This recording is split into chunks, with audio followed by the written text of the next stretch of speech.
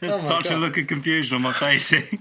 I mean, this was stuff you could have sorted out before we started rolling, Ash. I was doing a sequel. Really? I was doing a sequel that took 45 minutes. It's not like you've had a month to sort this shit out. No, nothing like that, you know.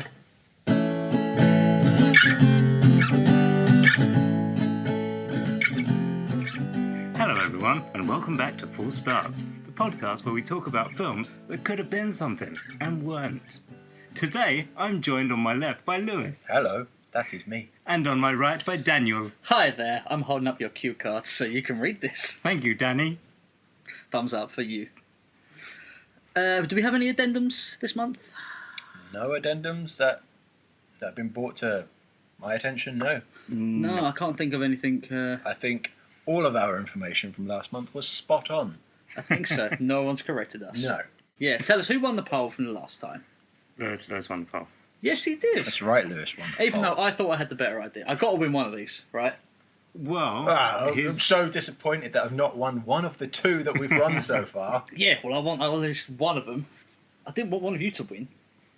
Simple. To be Yeah, fair, that's- to be not fair, very let's, nice man. Not let's very be nice frank, man. right? Yeah. The best pitch won. Ooh. Mm. I kept Don't you my- fucking me I with gave the a- tornado I- of bones and sausage. I'm sorry, I gave you a Hmm. Mortal Kombat 3 setup for Masters of the Universe. It would have been great. No. Whatever, fine. 100% of the one vote population agree with me. Oh, yeah. Yeah. Yeah. That one person who voted for us, who I personally know. So now when I see him again, I'm going to be extra pissed off. Same person who voted for Ash last time, right? Yeah, same person who voted for Ash last time. I'm going to be Come on, people. extra pissed because I work with the guy. Twitter at Full Starts Pod. The poll will go up at the end of this week. Come on now. Please, at least two. I'll take two. That'll be happy. Okay. The film. Well, let's. Have we got some people to shout out first? I think we do. Are we putting that here? Yeah, we'll put it here. We can put that here. Why not? Because what normally, as what happened with the last Danny, one. Danny, listen here, Danny. Yes, I told you. You don't get to call me Danny. I told you that. Who's hosting this I episode? don't give two fucks. You don't get to call me Danny. No. I use host. I use host. in the This is a loosest point of possible contention. sense. Right? No. This everything starts right now. Never call me Danny again. All right. Your mum said it was okay. All right. Your mum said it was okay. Stop bringing mum jokes to me, you fucker. Where did I It's put not my a joke. fucking I've just been notes? sat here 15 minutes having a These conversation notes? with your mum. These notes. Those notes. You tell me. You've got a pile of them there. I know. You're I have currently many reading my notes. rundown. Okay, this month we're going to shout out Fish Out of Water, which are a comedy writing podcast. They're really good, you guys. You should give them a listen. You can find them on iTunes. I've just done Ashley's job for them. They've been kind enough to give us a shout back in their podcast. Their recent one, I think episode 37, was really rather interesting. I'd give it a listen. I haven't listened to them yet. I plan to do it after we do this. I have. And they're funny as well, which you Yeah. know is what You'd you should expect. expect from a comedy writing podcast. Well, you'd hope so. I mean, that'd be kind of defeating the whole Yeah. purpose if it was just anti-jokes the entire That's time. how Although it's I'd laugh meant to harder. happen, Ashley. 10 out of 10 better than Wetfish. I'd laugh harder if they were anti-jokes. If the whole thing was just like, man walks into a bar, Steve, your Like alcoholism your is Terrence auntie's Family so bar. fat. Oh, that, yeah. Hi, I'm Ryan, And I'm Jeremiah. and we are hosting a new comedy writing podcast called Fish Out of Water on Boardwalk Audio. Each week, we invite a new guest to talk to us about writing for television, movies, the internet, and live theater. The community is full of such dope ass people that we hope some of their dope assness will rub off onto us. And since you are listening to us talk to them, then you are going to probably get some residual of said dope assness. Great, so listen to Fish Out of Water, a comedy writers podcast, and become more dope ass. It's our Fish Out of Water guarantee. Subscribe to us on iTunes and follow us on Twitter at FOOWPod. Oh, Yes, dope. That can work. Yeah. So, news. Okay. Who wants to talk news first? I Who don't know. wants- Shall we find out if the host wants to talk news? We've got the hottest press news yet. I think it's time to end. Thank you for listening to us at Full Starts today. You've got the final note Oh, mixed come up on. with your first. Come on, you Shit. There's just this brown stuff running down your leg. It's okay. Breathe. News. Yes. What do you want to talk about? Do I want to talk?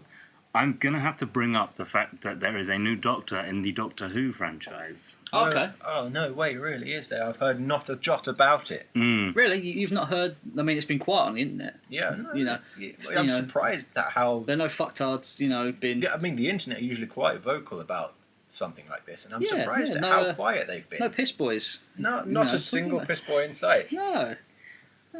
It's Did- opposite day today, isn't it? Did Chris Marshall get it? Do you know what? I feel It's like your fucking news story, you tell me.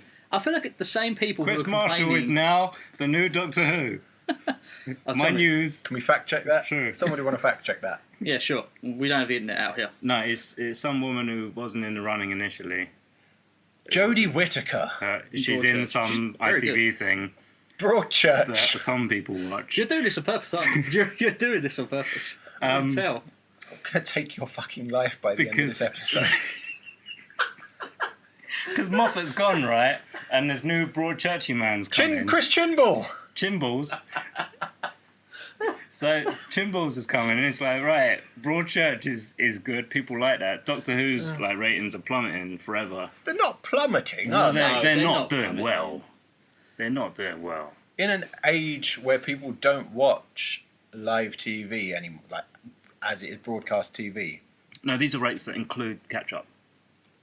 No, I think the 7 million overnights are just the overnights. Yes, because they're called the 7 million overnights. Well, they're not called the 7 million overnights, but they're called the overnights. But it takes everything into account over, I think, Overnight. 7 to 30 days. 7 to 30 days. So you've got Okay. the overnights, you've got the weekly, Yeah. you've got the 24 hours. So people would come in and got it on catch up. This Yeah. is not the news, Ashley. Oh, What is the news? The news is that Jodie Whittaker Fucking hell, it's your news story. is it's all in my head. You're making me It's so where the fucking magic angry. happens. The magic happens in the brainium. Oh, okay, so it's a female doctor, basically. Yes, that's the that's first the news. female doctor. That Which- is Which why I have actually been championed for. that for is a why while. the news is big Well, yeah, news. so is the writers, because they've been whacking you around the head with it. Look, here's the Time Lord dude turns into a woman. Here's the Master. Now it's a Missy. I wonder what's going to happen in the next iteration of the Doctor. But it's not like there isn't precedent for it. No, there is. There isn't precedent for it.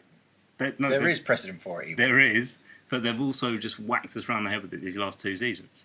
Yeah, but I don't care. They've been. I mean, I don't care that it's a woman or a man or some gelatinous cube.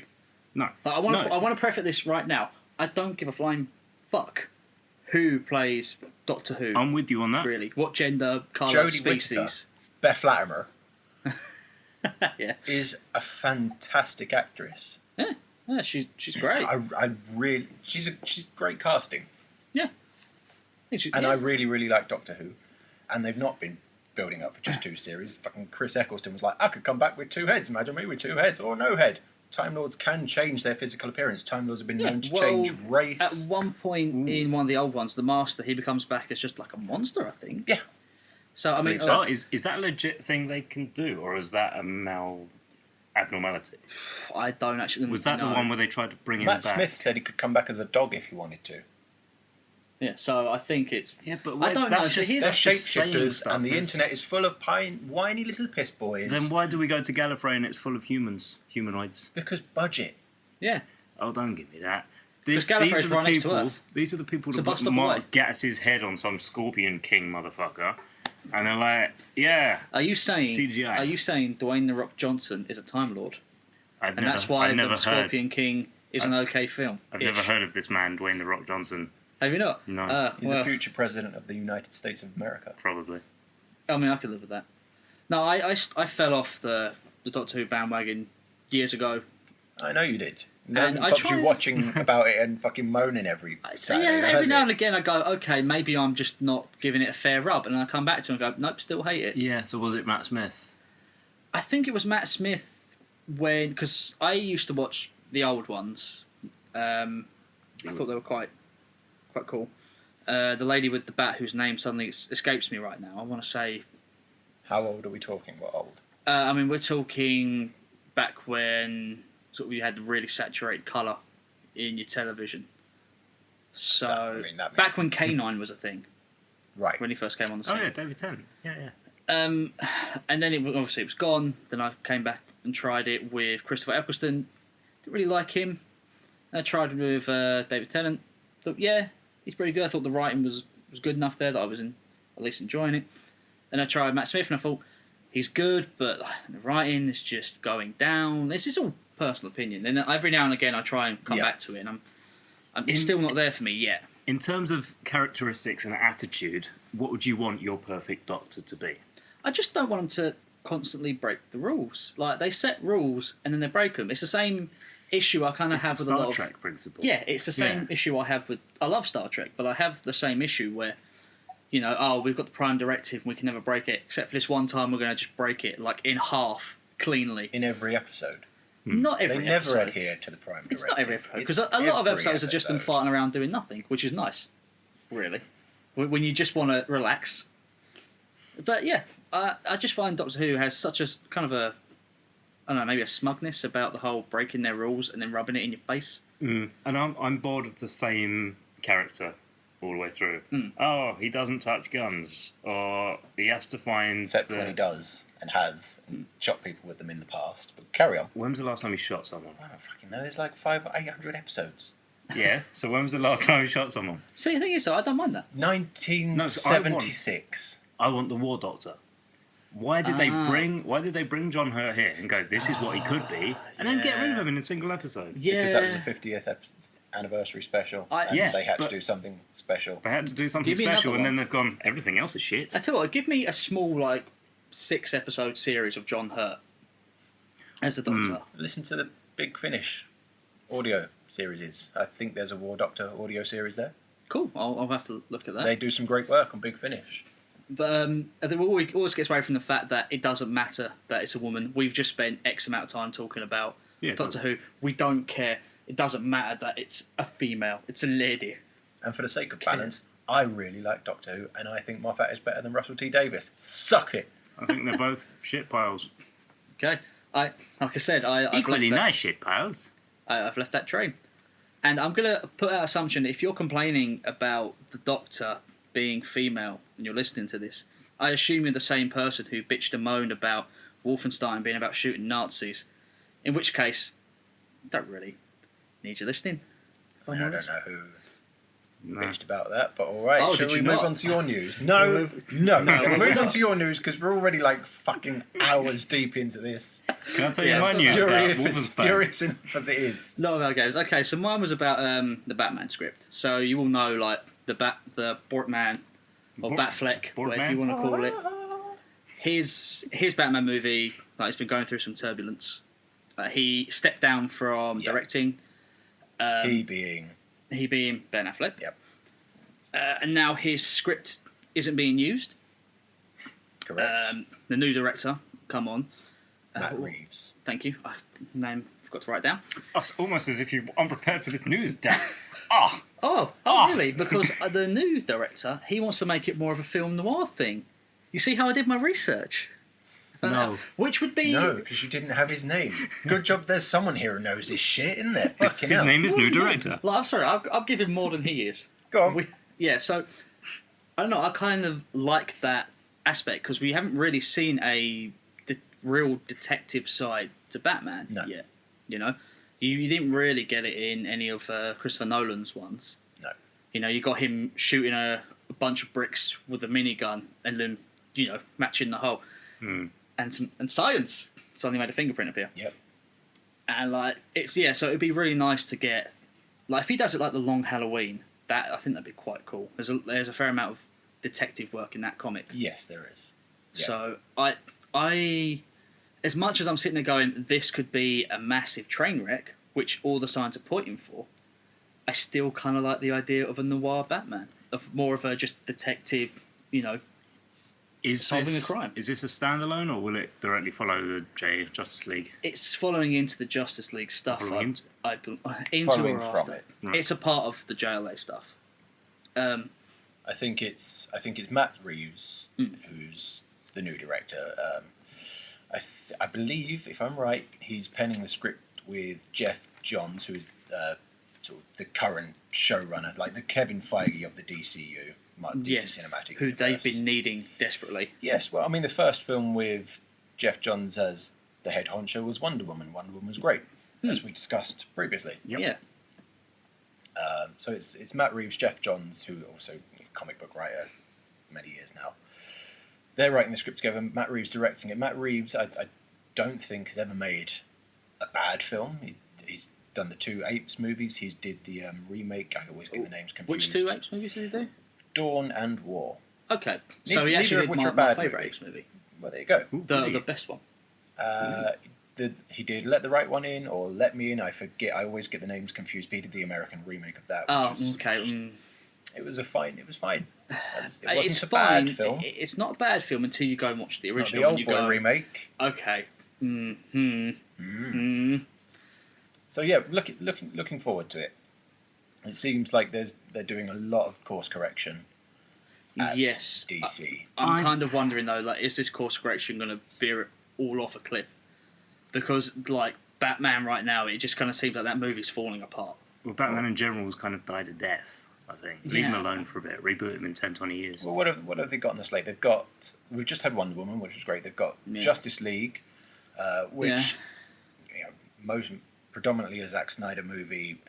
Tragic circumstances. Joss Whedon has come in, and they've got Matt Reeves is the Batman, and Joss Whedon's Batgirl on the slate as well. I Okay, mean, that's yeah. a pretty good lineup That's some with some really talented people behind the lens. yes. So I mean, Cautiously hopefully, optimistic. well, this is how you have to kind of be with DC at the moment because they've been so shaky for months and months and months Yes. and months that now it's like things could just fall apart because Suicide Squad was bad. Yes. You know? Yes, it was. So yeah, I mean, but like I said, I like this would be a Batman movie I'd have more interested in watching, just because it's something I'm not. If I'm going to get to see proper detective work, I'm going to be happy. I mean, they had a villain lined up and everything. They had Deathstroke lined Deathstroke, up. yeah, Who's been scrapped? No. yeah, that kind of makes me sad. He's not really a villain you can detect much, though, is he? He's more about, I'm going to shoot you, Yeah, we're going to have a fight kind of yeah. guy. But so the thing is, who they have? Who would you put in there? Mad Hatter? No, I don't think just so. off the top of my head. I don't know. Zaz? You Well, could. Riddler's kind of the obvious choice. Riddler is the obvious choice, but I don't think he'd be quite enough. They could bring Jim Carrey back. They should. So I thought about it. Like you could technically do Calendar Man. Like I said, if you did the You Long could do Halloween, I don't know if you Calendar Man. guys have read. What, Long what Halloween. is a Long calendar Halloween, man? yes. What is a long Halloween? But first of all, what is a calendar man? He only kills on holidays. Okay. That's his whole thing. Well, yeah, he doesn't want to take time off work. I understand. And then Long Halloween. There's a holiday every day, though. He killed on World Emoji Day. What, yesterday? Foreshadowing. And Long Halloween kind of plays off of that. I don't want to get into spoilers. 'Cause I really think you should read it. It's a really good Batman comic. Okay. Like the whole thing basically takes place over a year. Yep. You know, it's like a year long thing, and you follow different aspects of what's going on. It takes him a year to solve that case. See, for someone who's never read a Batman comic, have I even read a superhero comic? My comics growing up were Tintin and Asterix. And mean- they were kick-ass. Asterix is cool. Yeah. So yeah, Batman, maybe. Okay. Lewis, what do you want to talk about this month? Should we do Lewis, my what do you want note? to talk about this month? Thanks, host. My news, I mean, it's more of a personal story than the biggest thing this month. But Steve I'm so Whitmore, Mm. the voice of Kermit, Statler, Beaker, Rizzo, Yes. has been unceremoniously fired by Disney. And this happened back in October 2016. Mm. And it's only just come to light. And the actual reasoning for it was spilled today. It was that he was Okay, go on.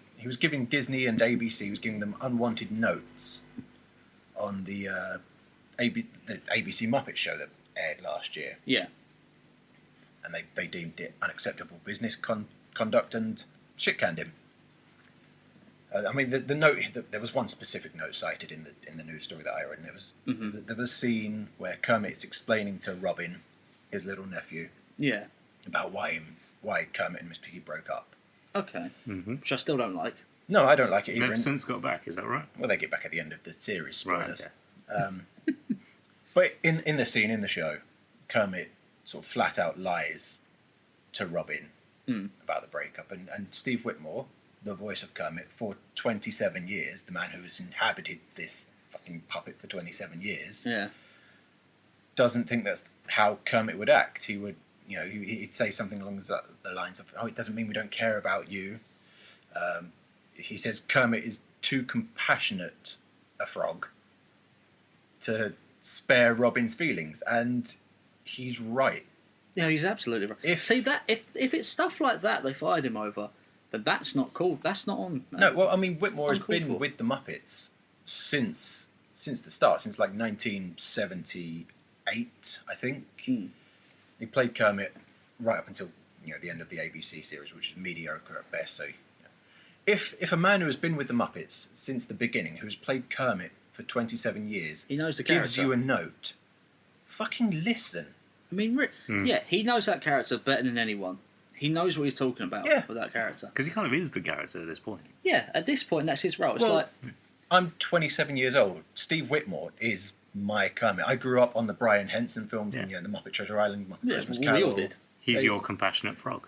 As much as I love Jim Henson as Kermit, and he is great, he is wonderful. Steve Whitmore is my Kermit, much like people have a my doctor. Yeah. Steve Whitmore is my Kermit, and this really upsets me. How unceremonious it was. Disney just shit canned him for trying to improve their shitty fucking Muppet show that aired on ABC a year back and only got one season because it was shit. Well, like here's the thing. A lot of these, when they bring older shows back for new audiences, the companies, they seem to miss what made the thing so magical, and they tend to not look to the past talent to do it. Same thing happened with Powerpuff Girls. But I mean, Disney got it right with Jason Segel's Muppets and Muppets Most Wanted. They Jason Segel's one mainly nailed the tone, I felt, and the heart. Yeah. And the Muppets TV show was just a cheap Office parody, and it was cynical. But that's what I mean. Like they did a similar thing with Powerpuff Girls. They didn't get the original voice actors who were still kicking around. Yeah. They didn't even mention it to them that this was happening, and they turned around and went, "Well, we're here. We no hard feelings to the new people, but No. we're here. We can still do it." And then, so what? The thing that kind of sells the whole forget the new Powerpuff Girls stuff was there is, I don't know if it's a full episode or just a scene, but it was a prominently long scene of them twerking with a panda. Christ. Right. And I really love Powerpuff Girls. I ain't going to even pretend. And I saw that and my blood boiled. Because they've missed the point. This is a cash grab. This isn't for anyone. Yeah. Teen Titans Go. Same thing. Yeah.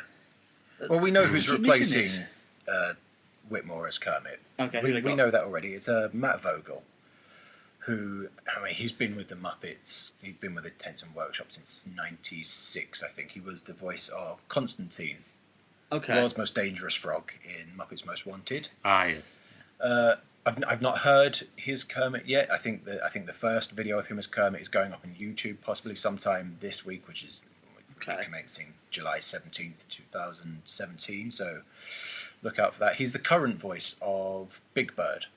Okay. I think he's the current voice of Big Bird on Sesame Street, and he's fine. So it's He not like did they say got a it's an no. okay job as Big Bird. Nothing to write home about. I'll pass judgment on him when I hear his Kermit.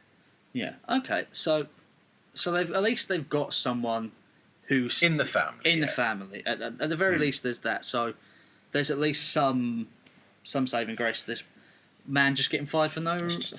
just a sad note to end the news section on, I think. Well, I mean, do you think that everybody.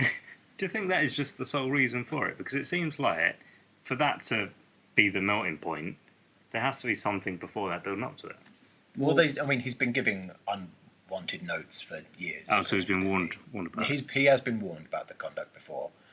But, Okay. I mean, Kermit is technically his character at this point, close to I think 30 years. the conduct, it seems. I mean, we don't know the full details. We don't know all the notes. It seems like a fairly minor offence, and if someone Yeah. knows the character that well, it is a good thing to listen to them. Yeah. You know, you didn't hire Kevin Feige in Marvel because he, you know, didn't know what he was talking about. No, You know. it's just upsetting.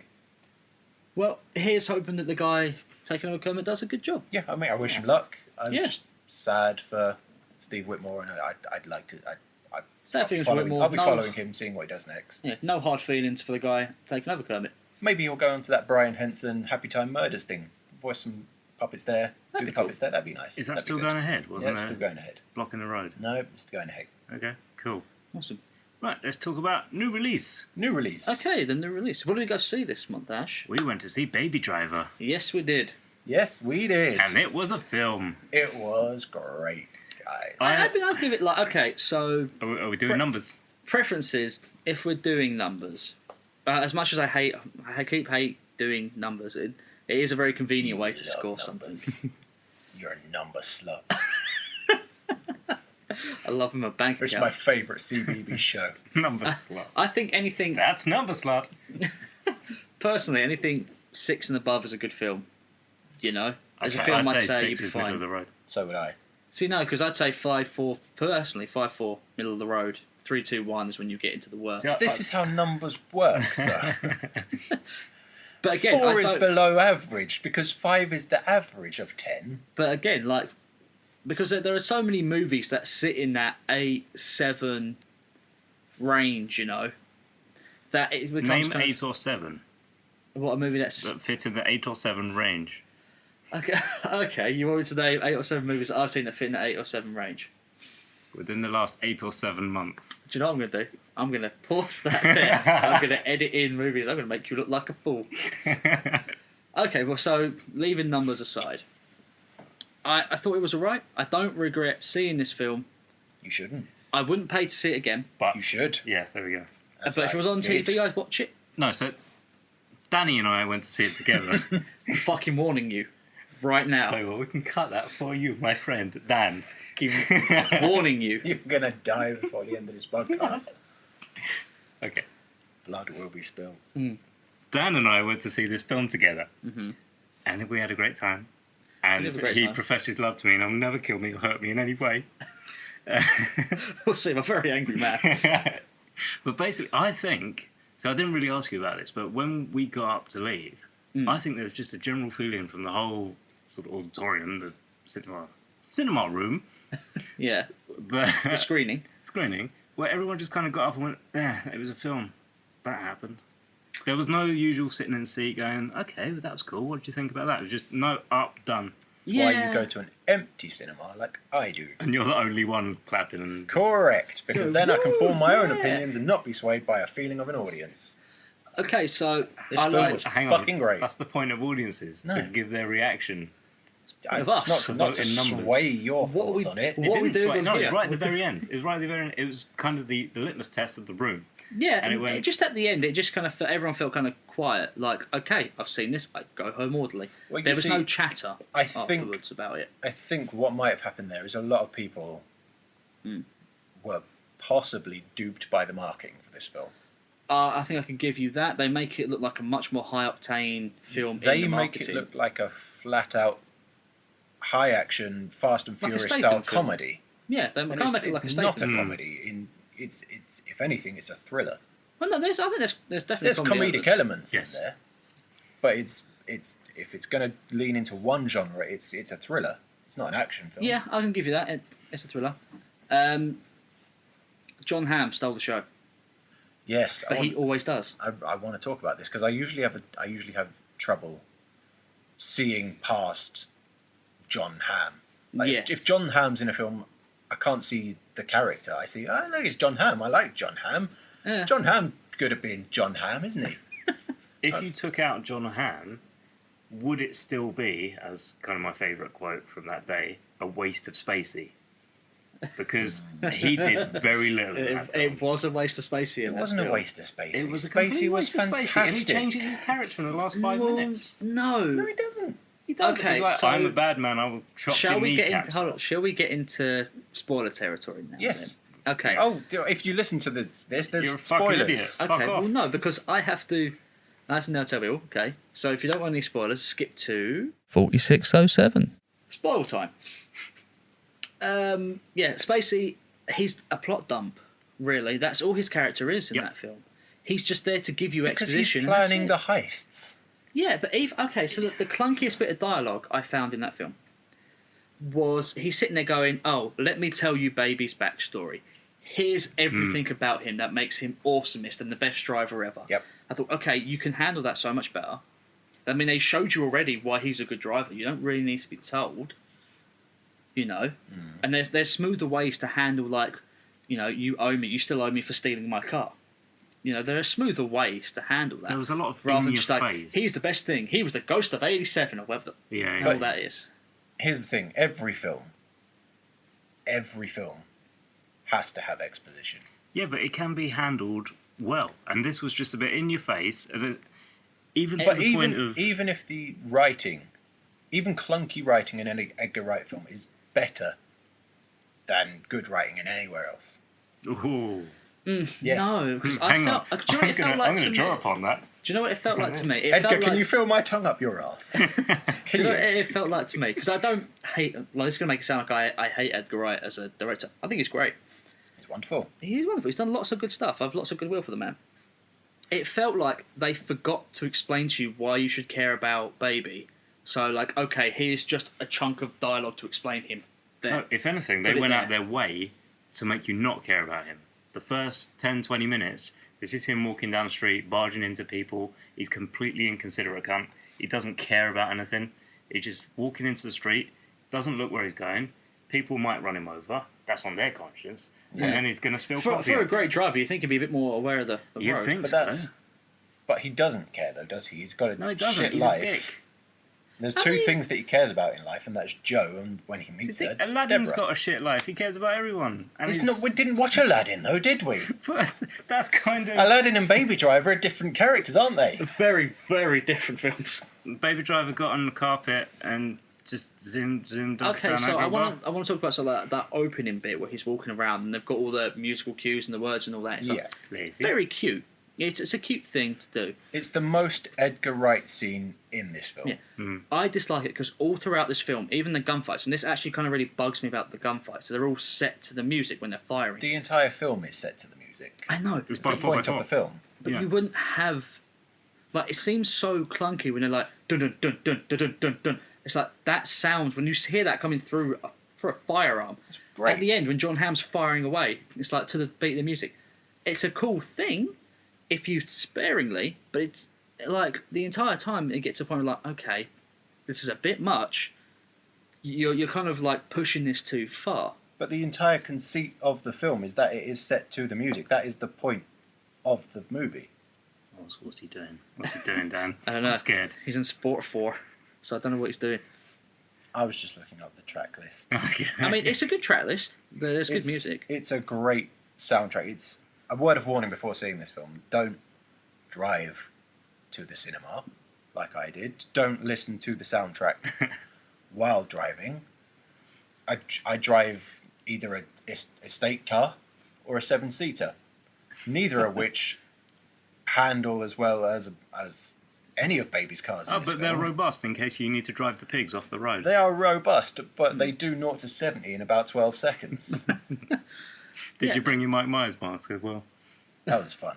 That was a fun moment. That was good. Like I said, there were lots of fun moments in it. But yeah, I just felt like they kind of spoiled that whole effect, and it kind of ruined the gunfights for me. Being set, like having it set to the beat like that, the gunfights, they felt unnatural. Yeah. To me because of it. How many gunfights have you been in?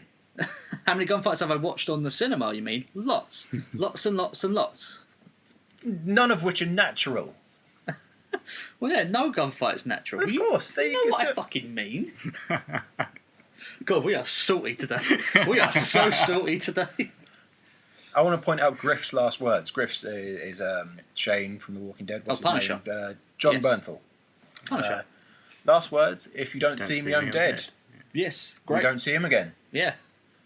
Makes I me sad I want to didn't point see him out. again. I want to point out as well. The same joke was used in Shaun of the Dead, Ah, where Yeah, it Nick, is. Nick Frost, they're doing their electro scene.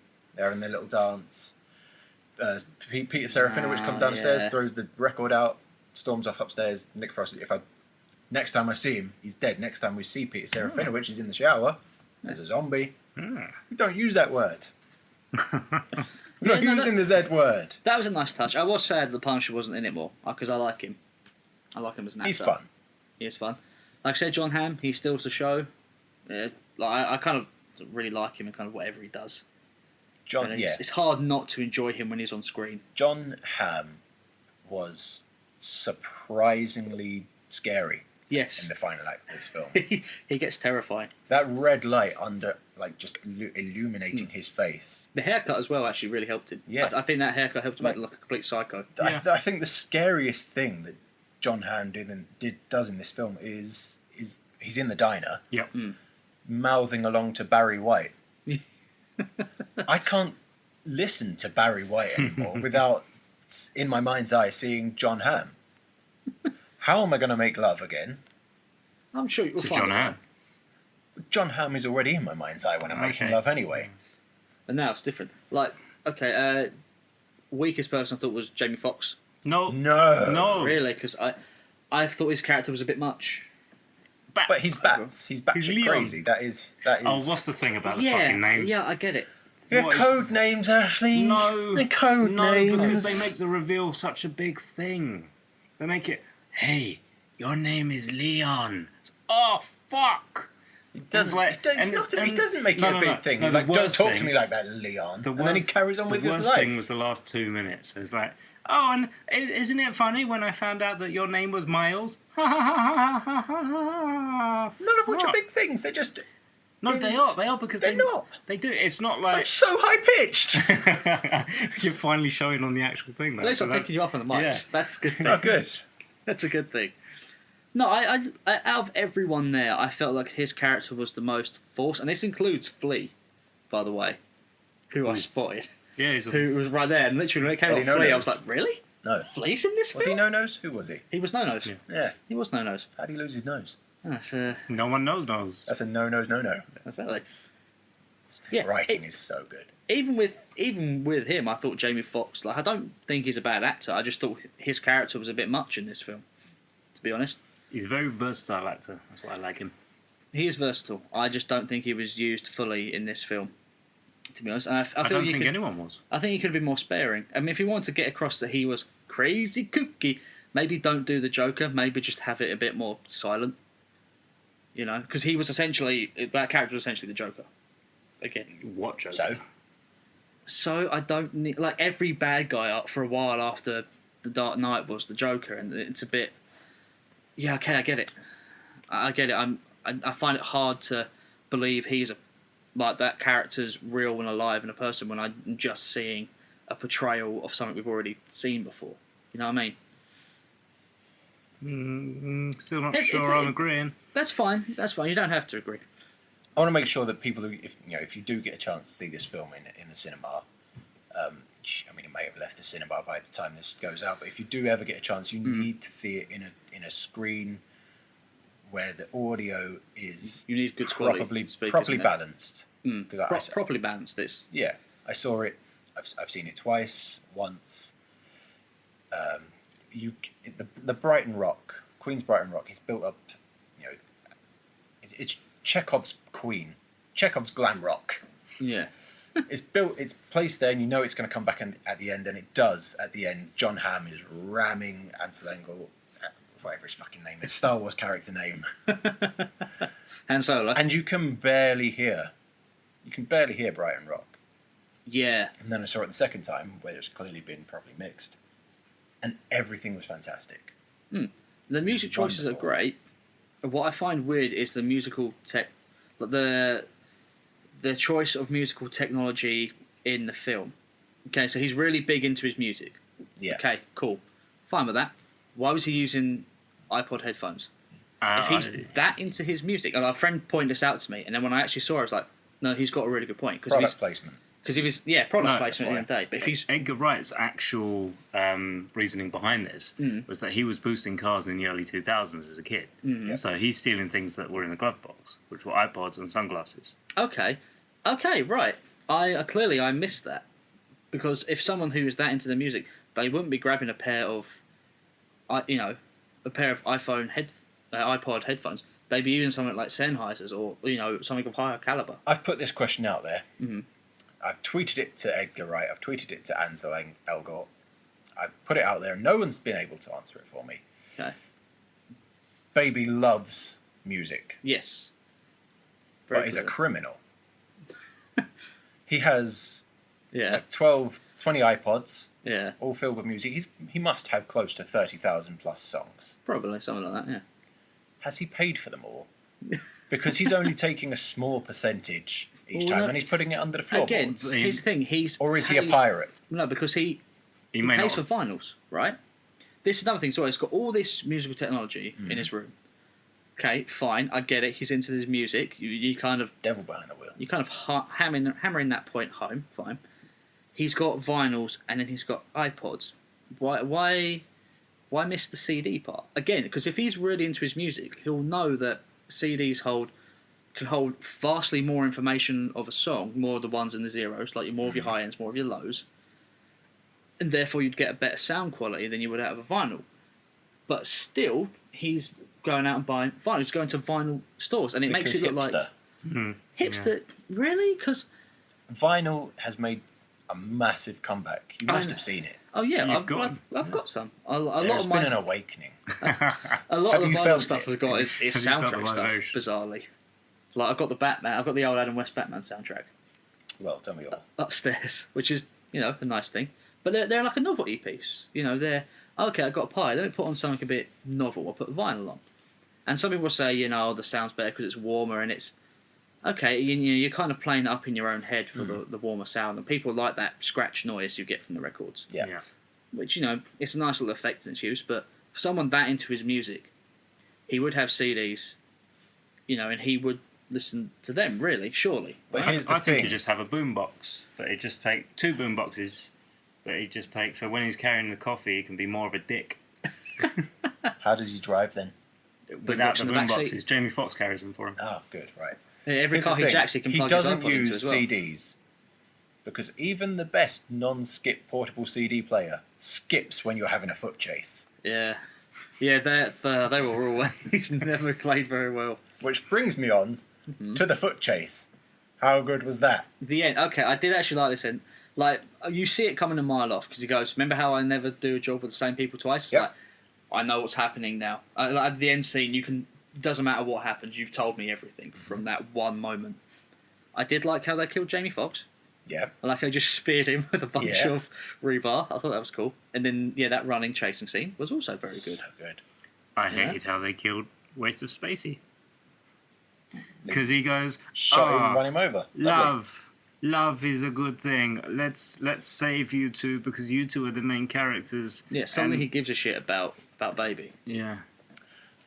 Ooh, oh my god. Ooh. I just remembered. Caesar is home. Throughout the film, there are fantasy sequences, and I've seen it twice, and I forgot to check the second time because I was so into the film and enjoying it again. Mhm. In the fantasy sequences, Can you describe one quickly to me? 'Cause Yeah, I'm please. struggling. Is it when she first comes in BABY? Is that one? Oh no, when she's back in it's time. when it's black and white. Right, yes, okay, right. If I remember correctly, and I'm not sure I am, which is why I'm asking you guys, Baby has no scars in those fantasy sequences. Oh, I didn't You're check that asking the wrong closely, people. man. Right. Okay. Well, fair enough. Because this has been a point online. People debating whether or not the end scene is fantasy when he gets out of prison. Spoilers. We've already done a He's in spoiler prison for so long. But in that end scene, Mm. and this is the thing I forgot to check, he still has his scars Yeah. Okay. as he gets out of prison. So it can't be a fantasy sequence, can it? Because in the previous ones, it's also really established he's perfect, visually Yeah. perfect. This is what I wanted to ask you guys. Neither of you guys noticed, so Yeah, we may as well just cut this fucking section out and move on to. No, keep it on, and then like people can tell us if they. Yeah, if you They notice, caught it. yeah, that's right. We're doing a podcast, aren't we? We are doing a fucking hell, podcast. guys. If you notice this, if I'm and if I'm not imagining things, can you tell us at Full Starts Pod on Twitter and Facebook? You'll find us on Reddit. We're lurking around Reddit these days as well. You'll find us. We are. Always we are. lurking. We're at Full Starts Pod on everything. So okay, so overall thoughts then? Loved it. Film, loved it. Loved it. It's not Edgar Wright's best film. It Best film by him. Let me wrap up my thoughts. You're not even the host. I'll wait for the host to ask me these questions. Dan, what's your best film by Edgar Wright? No! Hot Fuzz. Hot Fuzz. Let's go. It's Shaun of the Dead or Hot Fuzz, depending on the day, is the best Edgar Wright film. This, Baby Driver, feels like the least Edgar Wrighty film of all of his films, and I think that might be where it's the least kinetic film he's made. There's not a lot of whip pans in it. It feels I would closer in tone to films of the 70s, like The Getaway and Driver, and it's a car chase film. I see. I would say the opposite. I feel like I've said if you want to see what Edgar Wright is like when people say to him go for it, and no one's wrangling him, I feel Baby Driver would be the perfect example of here's Edgar Wright Unchained, as it were. This is a Sony film. I know. Fuck. I know. Host, what was your thoughts? Yeah. See, initially I thought, I probably won't even I was going to bother. call you hostess with the mostest, but that'd be a fucking lie, wouldn't it? I got some in. Yeah, us two. Well, Us two helping. Fair. So initially I was like, I don't really need to see that again for a while, but I do think when it comes out on DVD, I probably will. Well, I'll be getting it on Blu-ray. All right, well then I'll go and watch your copy. I mean, no, I wouldn't object to having this film in my collection. I wouldn't object if one of you put it on and watch it. Day of release. I'll be watching it day of release. I'll be watching it with the commentary. I'll be watching all the special features. Are you going In to love pre-order with the this film. special edition? It comes in a boombox. Possibly. Yeah, maybe. It's driven to you in whatever car he had at the beginning, whose name suddenly forget. Subaru. He has a Oh, Subaru yeah, it was, yeah. in the beginning. Right, beer break. Oh, it's Did we beer break, is it? already? Beer break. Well, I mean, we've been I- banging I- on for fucking ages, haven't we? We have been going for a while, so yeah, okay. Let's It's not put like it- we've got a second podcast to record after this. Okay, yeah. Let's beer up quickly then.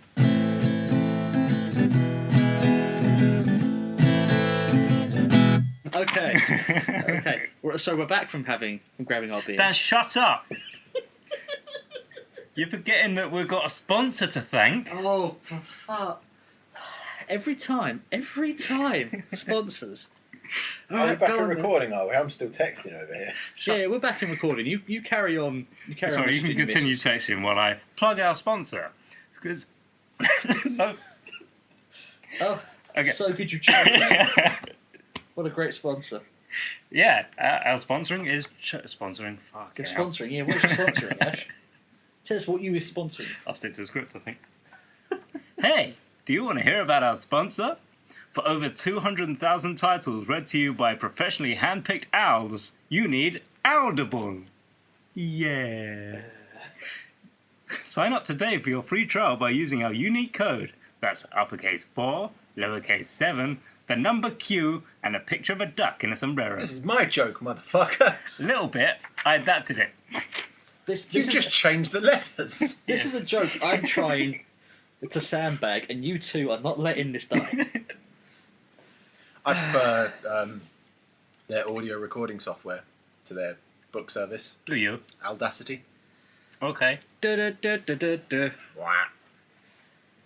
Doom. So, Doom. Doom is a film that's better than any film we've ever discussed in the podcast and will ever discuss in the future of podcasts. What an No, introduction. but- No one's going to miss that. No, but I agree with you. So far, it's the best. Oh! I can agree with you on that. I completely disagree with both of you. I actually because saw this Masters of the Universe was the best. I saw this in the cinema when it came out. Yeah. You're a moron. But I pretend you didn't. That's probably why I, I love don't this have film. to pretend I didn't. I didn't. It's probably why I love this film so much is that I watched it in 2005 and it was a fun thing for being a 14, 15-year-old. Let Yeah. me buy. back Oh then. yeah, considering like the last one I saw before that, I think was Solaris, I think it's called. Some like space movie with barely anything going on in it. And I was Right. like, oh, that was a waste of my money. This was a better choice. When Doom, you'd go back and spend more money. And you should have done. I mean, I did tell you I spent 50p on a DVD. So did I. I also saw this film when it came out. Not at the cinema. I saw it on DVD when it was released. So I would have been about the same age as you guys. Yeah. I must be a lot smarter than you guys because I realised how shit this was back then. It was okay. No, it wasn't. I didn't hate this. But no. But no. Fuck you, yeah. Okay, Should we start from the top of the film and work our way through? let's do that. Okay. Yeah? Why are there no safety procedures on their doors? Okay. Oh, can we get to even before Yeah, that? that's I not want- even the top. Right, That's go on my then. second note. No, I want to bring something even before we get into the movie itself. The old school piracy trailer that you wouldn't steal a car, you wouldn't steal a thing, right? I'm assuming.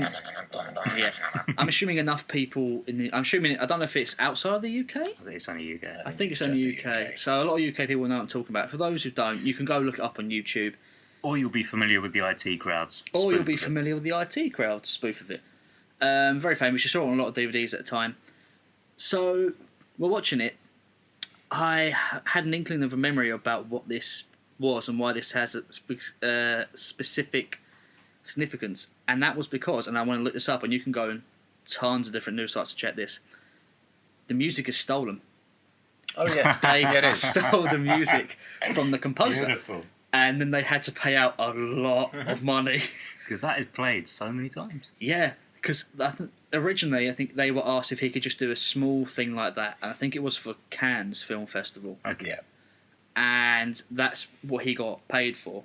And then it got played on a lot. It got put on all these DVDs, as we know. And the only reason he found out is because he was watching a DVD of Harry Potter, and he went, Poor sod. "Wait a minute, that's my music, motherfucker!" Yeah. And then just went to town. Got quite a nice settlement out of it. Mm. Idiot. Should have just used Kevin McLeod. Hey, musical joke. Thank you. So yeah, when I saw that, I was like, it just brought back some real memories of seeing that, and then remembering now, like, oh, good times, good times. Should we just talk about the anti-piracy advert instead of the film? No, let's get. Because into I'd the film. much rather talk about that. No, let's I get into the first film. saw anti-piracy advert in So- 2005 when I was just a young boy. So, Adam the Cornfields. So yeah, Why that was- are there no safety procedures Right. on their doors? Okay, No so one has hang answered on. this question. If you stick your arm in a closing lift, But it's not a Currently- lift. It's not a lift. automatic door, whatever. If but you stick no, your he- arm because between what them he while was they're doing- closing, it doesn't take your fucking arm off. This What- is the future. What he was doing is imposing quarantine. So what you want then is to have nothing come in or nothing you had the go door out. closed no matter what. And if it's quarantine, I'd rather it not bounce off of my shoe and then open up and then the thing eats my face. Fine, take my shoe. Okay, fine. I'll give you that. Thank you, guys. You've answered a question. Thank you. Hooray! Tick My that one first off. note was fucking narration. Narration. Yeah. More What are you narration. cinema sins now? I kind of feel like that because every time I see it, I just go, "Yeah, stop talking to me." Again, it all comes back to show don't tell. Like real simple rule. Yeah, and the thing is, I think This they film did does it. not go by. They did it for this Film. because they kind of wanted to get off the bat. Hey, this isn't. We've kind of got sets based on Doom 3, but that's about all it really is. Because the film starts in 2066, which is 20 years after the discovery of the Ark. But Doom 3 is set in 2145. So they just It's picked like- an arbitrary number. Nothing to do with Doom. A rose by any other name would smell just as sweet. It's not your grandma's doom. Not your grandma's This ain't Doom. your grandma's Doom. And that actually is saying, I remember going to see it because I remember Doom. I was like, oh yeah, demons, hell, yeah, guns. And then this came, I was like, oh, Demons are in it. no, they're not. Oh, yes, there are. Because you have to face your demons sometime. Play that clip. I wish audio could pick up this. Just pick that up. I wish it Yes, could. give it to me. The first 3 minutes of this film are really noisy. They're very noisy. It's a very noisy film. They're not actually. They are really. It is No, like I- they took all 5 Transformers films, sped them up so they all fit in 3 minutes, and layered them on top of each other. See, here's the thing, because last Sunday I watched this film 4 times, back to back, just because the Thank you, DVD, I'm not that obsessed with the film. the DVD just kept returning to the beginning, and I was like, yeah, all right then, I'll do it again, and I could quite happily be doing something else in the background, and then realise, oh, I missed the whole screechy bit with Carmack running around and everything. So it's not that loud. I suppose initially when you see it, you're like, okay, there's danger about. Could have spent time with a loved one.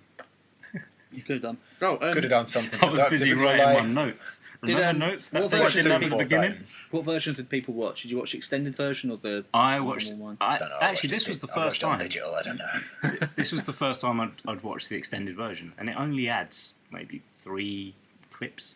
Yeah, like barely anything really. Yeah. Whatever it's- version I watched, this film is too fucking long. It does feel like it goes on, this film. See, is your problem's going to be the walking about in the middle, and I think is The my walking favourite. about in the middle. In the middle. Yes, the middle. It's not the middle. It's the middle. It's 87% of the fucking film. Which happens in the middle of the film. 87% of the middle. That leaves the title crawl in the credits. Yeah. That's what you're And saying. the FPS. I'm sorry to agree with him, but that's what that leaves. But I love that. I love that walking around. I do. I say, I think the beginning's a bit shit because it's overly. Hey, look at this gang of dudes. Let's introduce the dudes. team diversity. Yeah. Yeah. Introduced to the By Rock. the way, have you noticed how shirtless. team diversity just keeps popping up in all these movies? Just like Yeah. all the time, like Masters of the Universe, now Doom, Almost as if they're Planet of trying the to Apes. sell to like a bigger number.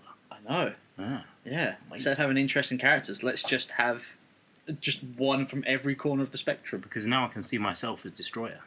Yeah, or Reaper. No, Portman. I'm definitely Portman. Fucking love Portman. That is actually my third note. I love Portman. It Yeah. says that.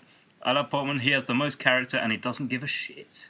Okay, so I actually do like some of the small references, like the yellow key card. The little small Yes. visual thing I And quite they've like. got little like yellow LEDs around the doors. Yeah, Well, stuff yeah. like that. Little small things like that. I thought they were nice little touches. I hate the way that people play games in this film. Or sorry, I say people. The one guy. the I one forget his guy character name. just like Yeah, Duke. Yeah. Just I hate to be- Duke plays Gallagher the violently wrong way trying to- round. Yes, it's the violently wrong trying way to- up. Number one. he's trying to break that controller with all his strength, Yeah. and he just can't do it. And he's pressing things that aren't To be buttons. fair, it's Yeah. not just this film. It's every film. Yeah. No one knows how to play Yeah. a game in any There- movie. It's- oh my! There is Even one. in fucking trailers for games. You're yeah. just fucking waving your hand at Okay, everything. outside of movies, there is one scene in a crime show. I can't remember one of the many ones coming out of America, where the code to this terrorist plans, you got to play a level of Prince of Persia, and everyone in this group is terrible at video games, except for the one nerdy dude who, if I remember the quote correctly, I live in my mum's basement. Of course, I know how to play video games. And the one agent lady who the camera pans over to, and she's like this with her hands, mimicking the moves, which no one does when you're watching without a controller in a without a hand. controller in her hand. Right. Like mimicking the moves to show she knows game. So, like, give up on Hollywood ever trying to portray video gaming as a decent thing. It's never going to happen. 6 minutes in. Oh, you got timestamps. Cool. I got timestamps. What's his face? I forget which one because they're all the same fucking I person. can tell you. I can tell He you down. kisses his gun, says "Daddy's home." That's Destroyer. Destroyer kisses his gun, says "Daddy's home." Or is it? Is it? I let out the loudest, longest groan. Not because I was aroused. No, it's Duke. Duke says it. So, It's yeah. just so fucking bad. Destroys the same. I I know. hate- Destroyer's got the minigun. Hate this film. I don't know what you hate. It's not that bad. It's so bad. I'm actually running down again. Choppy editing again. The editing I thought was pretty good. Some of that opening editing is pretty bad. Ah. Particularly conversations where it's clear they've done multiple takes and they've just like kept cutting at each line. It's a bit much. I'll tell you why I think it's good is because the FPS scene was edited beautifully. Yeah, but we'll get to We that. will get to that. Um, What do you guys think of the arc? Can we cover the? It's a Can I portal. cover the names first? oh, we want to go for the names. I'd like to read off a list of names, all the character names in this film. Okay, so Kid, Reaper. I've The got it Rock. written down. Don't you worry.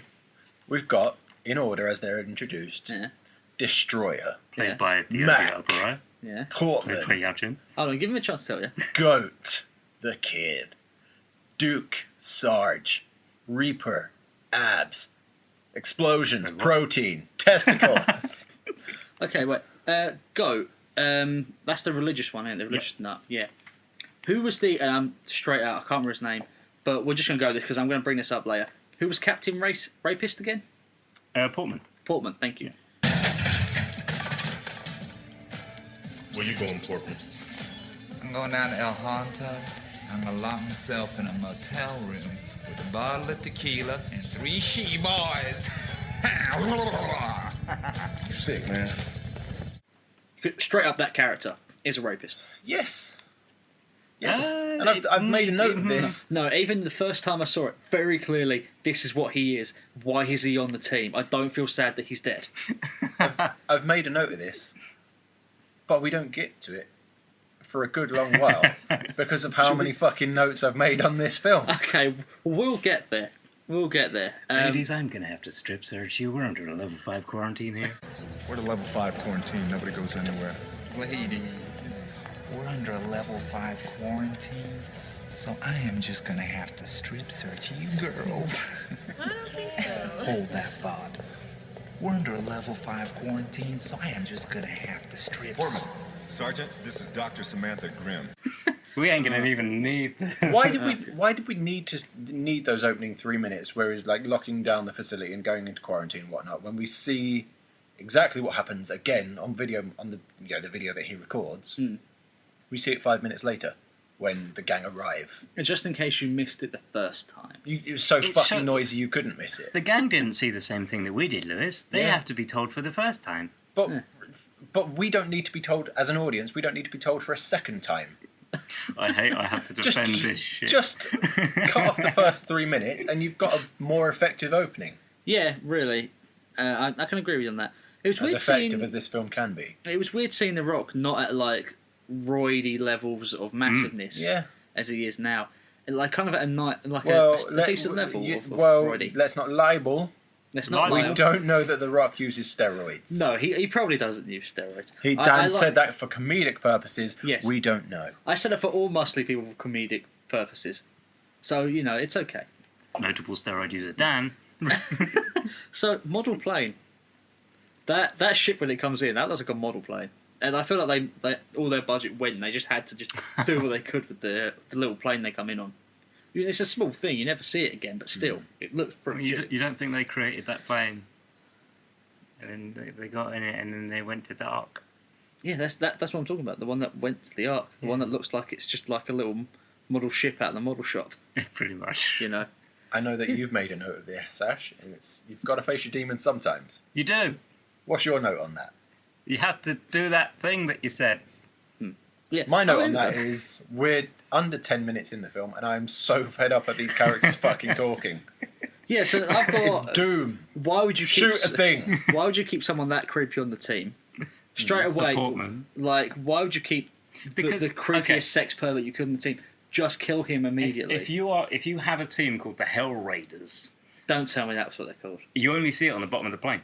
They don't. God. Yeah, they don't actually tell you. It's like the flying hellfish. Pick that up. It's the flying hellfish on the bottom of the plane. That's what it is. Right. Okay. Except I don't remember. Don't have enough plot details to be able to tell you. But I think we needed even more backstory. A sex pervert with a criminal record. We needed even more backstory of who this team were and what they were formed to be. Because Hell Raiders, okay, are they going to Mars all the time? Backstory. It's Doom. Shoot a thing. They're getting to that. They don't need to get we need to that. to relate to them. They don't need to get to that. They need to go to Mars and shoot the thing. I don't need to know about anyone. Just shoot the fucking thing. Well, they did. They shot the air ducts. And they shot the zombies. They shot some monkeys. They shot the zombies. When they shot the monkey, I don't care if the monkey was infected or not. When they shot the monkey, I was ready for everyone to die. Every human can. That's it, you guys. Okay, so I don't give a shit what happens. So they get their information. You get your plot dump. They get there. They get the thingy. They get Calm down. This is great. This is great. They get there. They get their plot dump. They quarantine. They lock down. They go in. They do the checks. They bring Kid. There's a new guy comes onto the team. Kid, right? He gets brought on just before they're going on leave. Why? That's fairly standard for Marines. Is it really? Yeah. Okay. You do the boot camp and then you get brought on. And you get brought on and what? And then you go straight into leave. No, that is also pretty standard. Okay. Yeah. It's something I didn't know because it was pointed out to me. It's like, yeah, it's a good point. I looked into that. Okay, fair enough. And you get Marines complaining regularly that happens. Okay, because even if he's wrong, no Marine listens to this show. That is a bit weird. I thought I saw that. But also, can we talk about Pinky? Yeah, can we talk about Pinky? Do you want to talk about the actual demon Pinky, or do you want to talk about what we call Pinky in this film? Yeah, so we'll get into the demon during the first person segment, I think. Yeah, okay. But I see something I'd not picked up on before until actually having to watch this with a critical eye, which hurt me at some points. Pinky, we're told that he went to one galaxy and his arse went to another. Yes. Mars is in the same galaxy as Earth. What other galaxy did these two Andromeda. legs go to? Because we get a visual. We get a visual of these okay. legs Visual. dropping. That was weird. I was trying to figure out if that was his legs coming back at that point. Because the way that editing show that was that his legs turn up at that precise moment they're there. Okay. That's the impression I got, and I was like, what? That What, his is legs a just turn problem up? because, like, the Ark, when you go into one Ark and come out the other end, it's the exact same fucking room. Yeah, it's an On Earth, identical on Mars, looking in room. this other galaxy, it's an identical looking room. So, yeah, do it's you a know what? problem. That'd be cool. If like you go into the Ark and go, okay, takes you to the other door, because I'd like to know where the hell that is. Yeah. I want to talk about Pinky as well. Go ahead. And also Gone Girl. And so, can we get to Pinky later? I Because just I have really a want to mention his accent. Is it always that rough? Believe me, it used to be a lot rougher. There was a time when our travel was susceptible to, let's say, major turbulence. Okay, mention his accent. Mention So his bad. If you want to talk about human Pinky, talk about human Pinky now. Okay, talk about Human Pinky. I miss it. I miss Lock, Stock and Two Smoking Barrels. When I Yeah. saw him, I thought, Yeah. It's a good film. it's a good film. I Great miss film. that.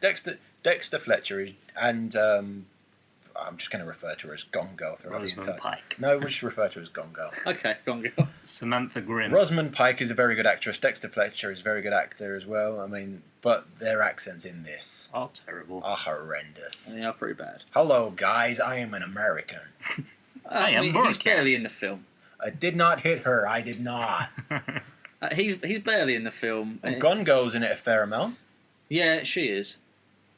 But she's I'd super like, important. but her accent has improved over time, over the past 12 years. I didn't actually think her accent was horrendous. There were parts. I think mainly There her were acting definitely has parts. improved. There were parts, but it wasn't the worst. What have you got to say on Pinky? I'll get to Pinky when we Lack start of talking brain? about demons. Right, okay. When we start that. So they get to Mars. hmm They Yeah. secure the room and they move out. And But hang on, as hang they're on. moving out, Yeah. for some reason, the score, which up until this point has been like, orchestral Ambient. strings and ambient, yeah, Good metal. it goes metal. It's the opening riff of My Sharona. If the opening riff of My Sharona was done on fucking GarageBand. Man on me. Let's move out.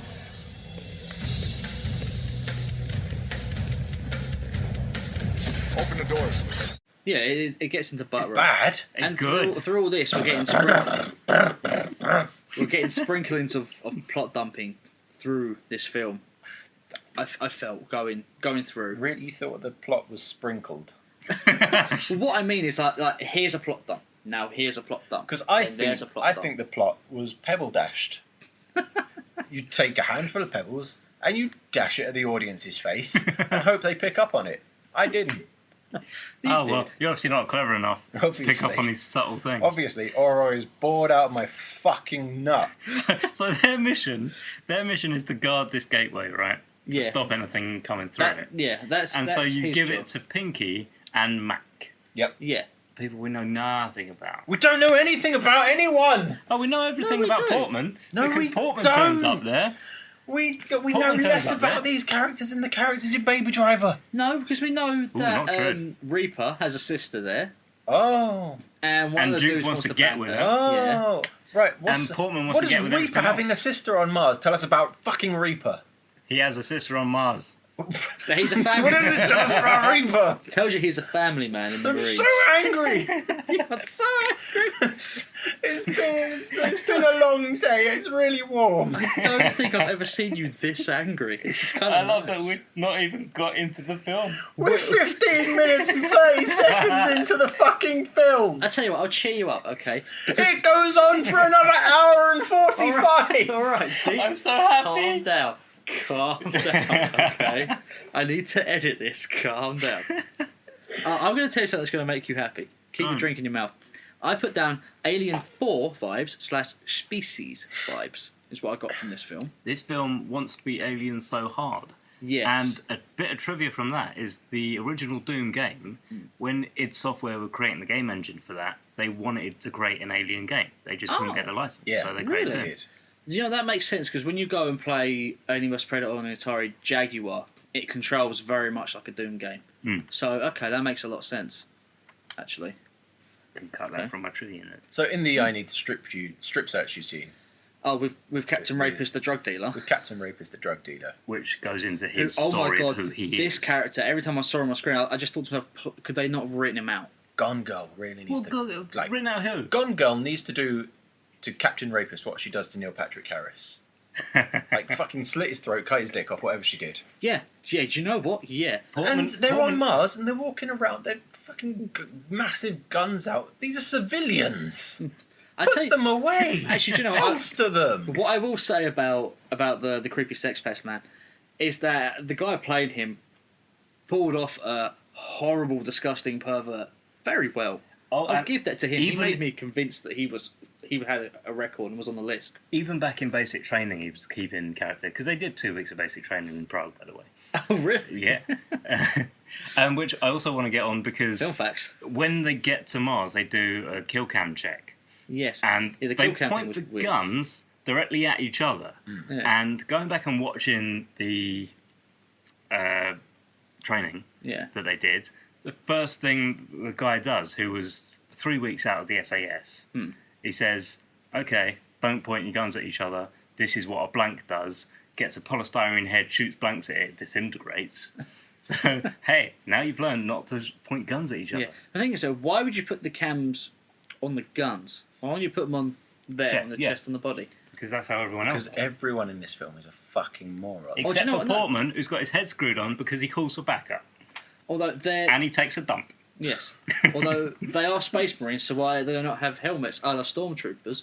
Not Stormtroopers. Well, and Marines in general have to have that and eyewear because, hey, when the casings come out and hit you in the eye... Yeah, so just plonk the camera So there. Stick a GoPro on Yeah. top. It would look stupid, but stick a GoPro on top. I've made a note about this. They're wandering around the genetics lab. Yeah. With their I body would like to cams, point with their out- gun cams. I'd like to point out, crossing off the doors was a quite a nice touch. Yep. Yeah. Going, okay, I've been in that room, it's clear. Yes. Let's go. That's a Yes, nice touch. okay, that's fine. I guess. Thank you, Lewis, for that concession. They radio to Pinky, Pinky, are you getting this? And he's like, oh yeah, I'm getting this. And they're walking around the genetics. I'm glad that Pinky's getting this. Yeah. Pinky Because, and Eva Marie. No, because... I fucking wasn't. Sorry, and what was also- that? What was It's that? text. Yeah. Look, my wife is pregnant, about to drop any day now. I'm allowed to receive text. I don't know. Hi everybody, Dan here. Sorry to interrupt your listening, but we have one more podcast we have to give a little shout out to, and that is to Blood and Black Rum Podcast. They are based out of Rhyme, and they talk about all sorts of stuff, video games, comic books, horror niche, you name it, lots of stuff. Their recent one, they're talking about George A. Romero retrospective and Night of the Living Dead. Highly recommend you check them out. Guys are great. Ryan and Martin were just two everyday guys until they decided to start a podcast. This is the story of the Blood and Black Rum Podcast, a weekly movie series where two guys get together to discuss the film itself, ranging from action to horror to giallo, sometimes even Jeff Goldblum, and also the beer and alcohol we're drinking that week. Find Blood and Black Rum Podcast on iTunes, Stitcher, or any other podcast app. And follow us on Twitter at Blood and Black Rum. Now back to the show. Doom is great. Doom is fantastic. We love Doom. So we had a small break there. Doom is love, Doom is life. It is. Thank you, Lewis. Um, that quote will not be taken out of context. I'm all the way back at the mic. What I find interesting, someone goes on about what I keep going about what happened to the scientists, what happened to the scientists. It's like, well, Holly can tell you better himself. Everybody's dead, Dave. Everyone's dead, Dave. Everybody's dead, Dave. No, they're not. They are. No, they're not. They're for all intents and purposes. They're zombies. It's okay. Undead is not dead. They're re-dead, if you want to get technical. No. Join the Dead Pride Parade. Undead is not dead. 26 minutes in. Let me read you a note that I made. I remember it vividly. Okay. This is the note that I made at 26 minutes in. When these apparent super soldiers. Yeah, well, No, they're not. here we go. Stop talking. Turn on a light. Yeah. Stop talking. Turn on a light. Stop fucking talking. And it worked, because at 27 minutes in, they turn on a They light. do. They did. I willed the movie to turn on a light. Hang on. This is the bloke last month said, you guys, you are so incensed by this movie that you're writing down that you're bored, that you're writing everything down. Yep. And here you are. Here we go. Here we Turn are. on light now. Turn on light now. This is the one. This is the film. Did you guys know Yes. Simon Pegg and Edgar Wright? Yes. There you go. And turned it down. We'll leave it there. We won't tell the audience what. We'll just Or say me, Simon Pegg and apparently. Edgar Wright. So, They were asked to touch up the dialogue in this film and turned it down. good luck. Not Good luck, yeah, because what fucking dialogue? The dialogue It's about 87 minutes of walking the around a dialogue dark about corridor. the extra chromosome, the dialogue about family, the dialogue about the weapons, You know, and maybe about if they checking maybe if they places. About touched up strip this searching. film and make About strip fucking searching. sense. Film made You know. so much sense. So the chromosome thing kind of like bugged me because Sophie pointed out, hey, guess what? Potatoes have more chromosomes than us. Yeah. Yep. No, the chromosome thing is stupid. That's Potatoes are stronger than us, though. yeah. And then they point out, and then she's like, oh yeah, this is a skeleton, whatever her name is. Let's go with Lucy. Ah, sweet. I thought it was weird. I mean, that they built it in the shielding child pose. I mean, you would though. If that's You would. it's like medically, yeah. what's her name in the British Museum? Ginger. The What fuck do you want? they. Look, don't piss him off anymore. I mean, Lucy's kind of based. For audio purposes, I am Ginger. If you couldn't tell, through the fucking bile. Oh, hey now.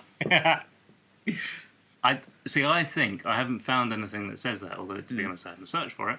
I think Lucy's based on that mummy at the British Museum that Yeah. used to be at the front in the glass. I know case. which one you mean. Yeah. Yeah.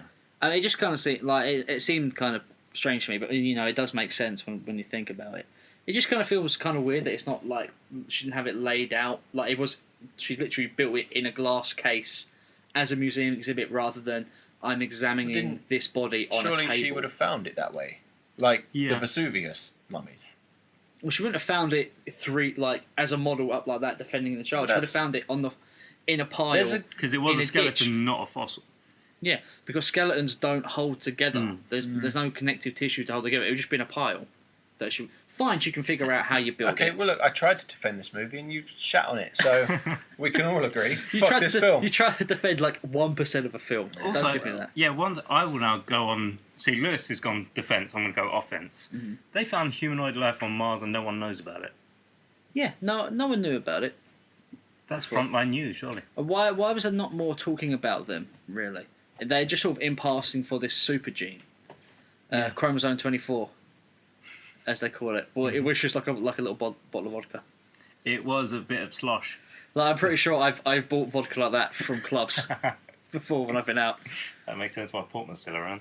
Yeah, I would say it's like I'm glad you mentioned the light switch though, 'cause it's a very dark film. It's so dark. Super dark. Very dark. Yeah. It's I'm watching with But the also, saturation up to start focus. In kind of preparation for this, I played Doom 3. I tried to play Doom 3.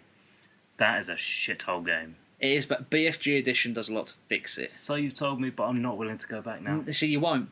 You Yeah. won't for another like 15 years, and then you'll go and try the BFG, and you go, "Oh yeah, actually, it does fix a lot." Because it's dark, enemies spawn behind you, you clear rooms, so you're like, oh, I'm safe behind me, and you're not. Yeah, like because they wanted to go in a really different place with that. And I dude. understand it was good for the time, but it's aged. And actually, part of the extended commentary on the DVD has id Software talking about how they made Doom 3. And there were guys there who were saying, we made this too good for the time. I can't wait to be 10 years' time playing a super hyped up computer with this. And like, that's me, hello, my huge gaming rig, and this is shit. And honestly, like I would at the very least just try the first hour of BFG to see if you prefer the fixes they make for it. He's itching to go. He's got more to say about this film. Go on, boy. Go on. Oh, can I point out when they're before we get there? One, I'm gonna let that build to max to 100%, and you can unleash a level 3. Why cut yourself, religious nut? This is a bit of a weak story. I want to build on this. I want to build on this. Okay, build on that. These guys are supposed to be the best of the best of the best. All right. Fucking hell. The best of the best of the best of the best consist of a druggy rapist, a self-harmer godnut, a child, fucking red shirts, Dread and the Rock. Do they say they're the best? They're supposed to be. Supposed to be the best of the best. Remember, they are the backup. They're the fucking Helldivers or whatever They their are name the is. reinforcements. Yeah, but this is just The Rock. That's because that's who he is. That's who his character is. Yeah, but they're overhyped clearly everything. a crack team because a bunch of them don't have standard weaponry. The kid has two Uzis. One dude has a minigun. One of them has a shotgun. Fuck, he does, doesn't he? Yeah, he has two Uzis that he doesn't use. He does, and the when a lighting cable comes loose and he shoots to that. I thought he was firing one. He's firing two. Because I'm pretty sure I only ever seen him fire one in that movie. After that note that I just made, I made another note. They turned out the light again. Yeah, didn't want to give their position away. And I drew a little sad face next to it. This was the point I had to... Like, my television is perfectly calibrated. Yeah. Because it has to be, otherwise I get infuriated. I can't watch TV at the in-laws' houses. I can't watch TV at parents' houses because their TVs are wrong. I had to adjust the brightness on this because I couldn't see a fucking thing. Yeah, I can agree with you on that. Like I'm turning up the saturation and brightness on my laptop and on my TV, you know, because I had to watch it. The DVD kept breaking. I watched it how it was meant to be shown. God damn it! I also made another note. Yeah. This is in all caps. Can we stop focusing on gross teeth and mouths? And the penis tongue. There's a lot of gross teeth and mouth close-ups in this film. There is a lot of close-up. Because you know what? If they didn't do close-up, it would just be black. It'd just be dark. So it's so fucking gross. So, at one point, we get to a point in the movie There's where... an extreme close-up of fucking Bones' monobrow. Okay, we're still going there. Oh, Carl Urban. Yeah, Bones. It's Dredd, it's Bones, it's Urban. It's Reaper. It's Gone Girl. It's Gone. I have to refer to them as other character names because they don't have character names. They do. They fucking don't. They don't have character names. They Reaper, don't have characters. Destroyer, Kid, Goat, Duke, Portman. It Mac. may as well have been a series of fucking Kid. finger puppets. That's Kid. Oh, it's a kid. Okay. Oh, and Sarge. Yeah. See, like, again... His name was Grim Reaper. Okay. Fuck this. No, it wasn't. All right, can His we name point out was something, John though? Grimm. To go with you, And right? his code name was So- Reaper. Because nicknames are. No, Your nickname is cunt no. because that's what you are. No, hold on. I've got something I want to bring up to you. Go on then. Apes, I'm gonna go for a walk. we couldn't remember any names. Masters of the Universe, we remembered 2. Doom, we've remembered all of them. No, Therefore, no. Doom is the best movie so yes. far. I'm dancing. Because we've remembered We remember everything. in Masters of the Universe, we remembered 2 mercenary names. Yeah, we don't 2 know the mercenary names of everybody else in that film. Yeah, okay. I only asked you about the mercenaries, though. We just didn't know asked women at about arms. the Marines here. One person named all of them. One person knows the name of all the characters. All and the that's because, Marines. I had about because 6. he watches this film 4 times in a row on a fucking Sunday. That's my church. Still, though, there's no precedent, so instantly it's better. You name them. Yeah, okay. Duke, Reaper, Kid. No, Go. not code names. You only ever get You the only get names. code names No, for you most of don't. them. You've just told me his name is John Grimm. John Grimm, Sarge, Kid. Oh What's god, the other name? I Yeah. just realised John Grimm. No. Grim Reaper. Oh god. Pinky has a board which has their first names and their code names. Oh, really? Yes. So what are their names? Dave, Frederick, Gluckenhausen. Can't name a single fucking one. Masters of the John. Universe is still the John. best one. Okay, what's Blade's real name? Wesley Snipes. That was... Touche. Dude, it's Wesley Touche. Snipes. Okay, so I'm trying to get to this point, right? So let's move the movie along. We get to the point where they find the doctor. They pull him in. They do a blood Dr. sample. Carmack, by the way. Wait, hold on. Hold on. How far have we jumped? I have so many notes before this. I think we should probably let Lewis lead. We'll let. We're gonna bring it on because there's a lot of anger, and you can come back to it. But that is a massive syringe. Like that is comically huge. Like they're taking almost a litre of blood out of him in one go. I thought, Jesus you've Christ. really jumped, didn't you? You've gone to the blood I've syringe. gone to that because there's a lot of talking, a lot of just searching before that, You mean a lot of quality entertainment? and I'll be honest, I thought there was a half decent amount of tension building going throughout this film. Yeah, because even before then, Goat gets killed. Oh, he does, doesn't he? He does. Well, By he gets the way, got. He gets got. When Goat gets got, Yeah. Oh, beautiful. when Goat gets got in the sewer, they drag him back to the infirmary through where all the civilians are gathered. Pourquoi? Yeah, why would you bring him back through the civilians? That is it's a bit mental. Like, excuse me, don't mind this bleeding man who's clearly in pain. 40 minutes. What happens 40 minutes to it? I wrote, when does this Doom movie start? We've had 40 minutes of when it came quote up Doom, unquote. when you see Mars and the Doom comes around. We've had 40 minutes of quote unquote plot. I have no fucking idea what's happening. Just shoot something. It's Mars, there are demons, which we later find out they're not demons. They're not demons. Kill them, this is all we need. 44 minutes exactly, something finally gets shot. And it's the first proper demon. I shot a write, monkey. yay. Okay, can we not say demon? Because it is mutant. Okay, we'll refer to it as like alien because they're Alien. Okay. Finally, they shoot an alien. I write, yay. And then I look at the clock, and there's still an hour and 8 minutes of this fucking film left. Shooting aliens. But they don't. They do eventually. They don't. They shoot one of 44 minutes, and then we have to wait till the final fucking 15 minutes of the film. Well, no, you get shot. You get various like shots and murders They of these. catch one in a super nano mutants. wall. And that's it, nano war. My pulse is so high. Okay, take a few breaths. Take a few breaths, because I'd like This to will be point the out episode that kills you. that when Goat turns, I've got a and positive he- note comes. a good moment. Yeah. Really? Yes, because she's a little ham-fisted in describing it, but he basically, it's very clear, he knows he's turning. Yeah. He's a bad man who's done bad things, and he's trying to make amends. So instead of turning and killing them, he kills himself. Rather than attack them, he kills himself. Because he's a bad man doing a good thing. Yeah. But I'm going to Which, play... 'cause how often do you see that? I'm going to play dickhead now, and I say they didn't describe that well enough. The thing is, she does, because she goes, oh, he knew he was infected, killed himself, and they Yeah. reiterate that point later. He was which is a bit infected, but I much. don't think we got enough from him that he was a bad man trying to do good.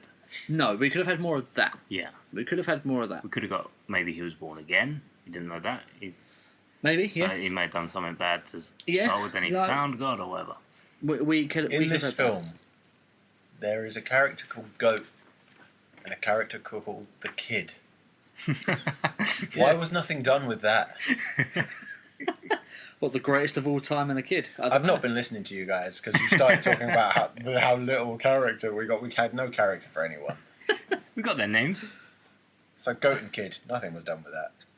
But here's a positive note. I like the practical effects. Yes, No. actually, I thought the effects were pretty decent. Yeah, because they had a kind of mantra on set. It's like, if you can do it physically, do it physically. Which is always a good mantra to have. Yeah, the only time they would say, we have to do CGI with this is the heads of the monsters. Because then you get the better... Well, Pinky Demon wasn't practical, was that was he? entire CGI, yeah. It was entirely CGI, and it does show. It hasn't So they aged clearly well. threw that fucking mantra out the window because you could do that practically. The FPS team was separate. I don't give a fuck. Wow, angry. So we like I think We I'm get swearing Chekhov's a lot gun. on this episode. Maybe I should tone the swearing down. it's fine. We're We have to PG. put an explicit. 12A. I can say the film's 12A. fucking good. You can just change your I'm not swears. bleeping any of this. That's I'm too not much of my doing time. any of this. You fucking believe it if I tell you to. No, you, Bitch. you ain't gonna edit it, so no. I missed. I forgot something. And this was back at like 15 minutes into the film. And we can talk about how they set up the electric cage for the glorious fist fight that Now happened. I want to talk about Bones and Gone Girl. Okay. Yeah. Brother and sister. The Wonder Twins. Yeah, they're brother and sister. Sam and John Grimm. Oh, They play it like they're lovers. Yes, which is Ex-jilted lovers. weird. Which is They haven't awkward. seen So each I other in thought- 10 years. I thought maybe why not both? Ew. Ah. Fucking gross. Dude, It's the future, guys. No, I'm gonna be past this. Like, I think, is it Duke or Destroyer who's trying to Duke? He I love turns, that. and when he says, "Oh, we're twins," and he goes, "Oh, identical." I got that note too. That Fucking no. Do you know audience, how that is at works? 52 minutes and 5 seconds. Which is, Jesus Christ. yes, which I like because it shows who Duke is. Character development. He's an idiot. An idiot. Well, yeah. Oh, yeah, he is an idiot. Yeah. Okay.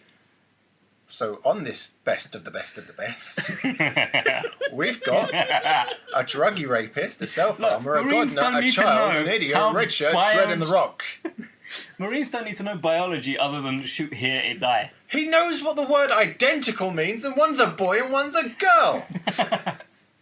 Well, no, he clearly doesn't because he asked the question if they're identical. Sorry, Lewis, are you assuming that maybe two people could be born a boy and a boy, and one of them could choose later on that they are Fuck not off, born Ashley. a boy? Are you assuming something? I'm not in the mood. Oh, this is a good day for me. This makes up for earlier. Earlier was great for me too. Oh yeah, dumb name for a drug I have written down here as well. The nano wall. I'll give you the safety procedure on the door. Okay. Why is there no safety procedure on the nano Because wall? it doesn't actually harm you, it just stops you. It cuts you in half. No, it didn't cut it. It just stopped the thing. So if they were to un-nano the wall, it would come He'd be loose. fine. Is that right? Yeah.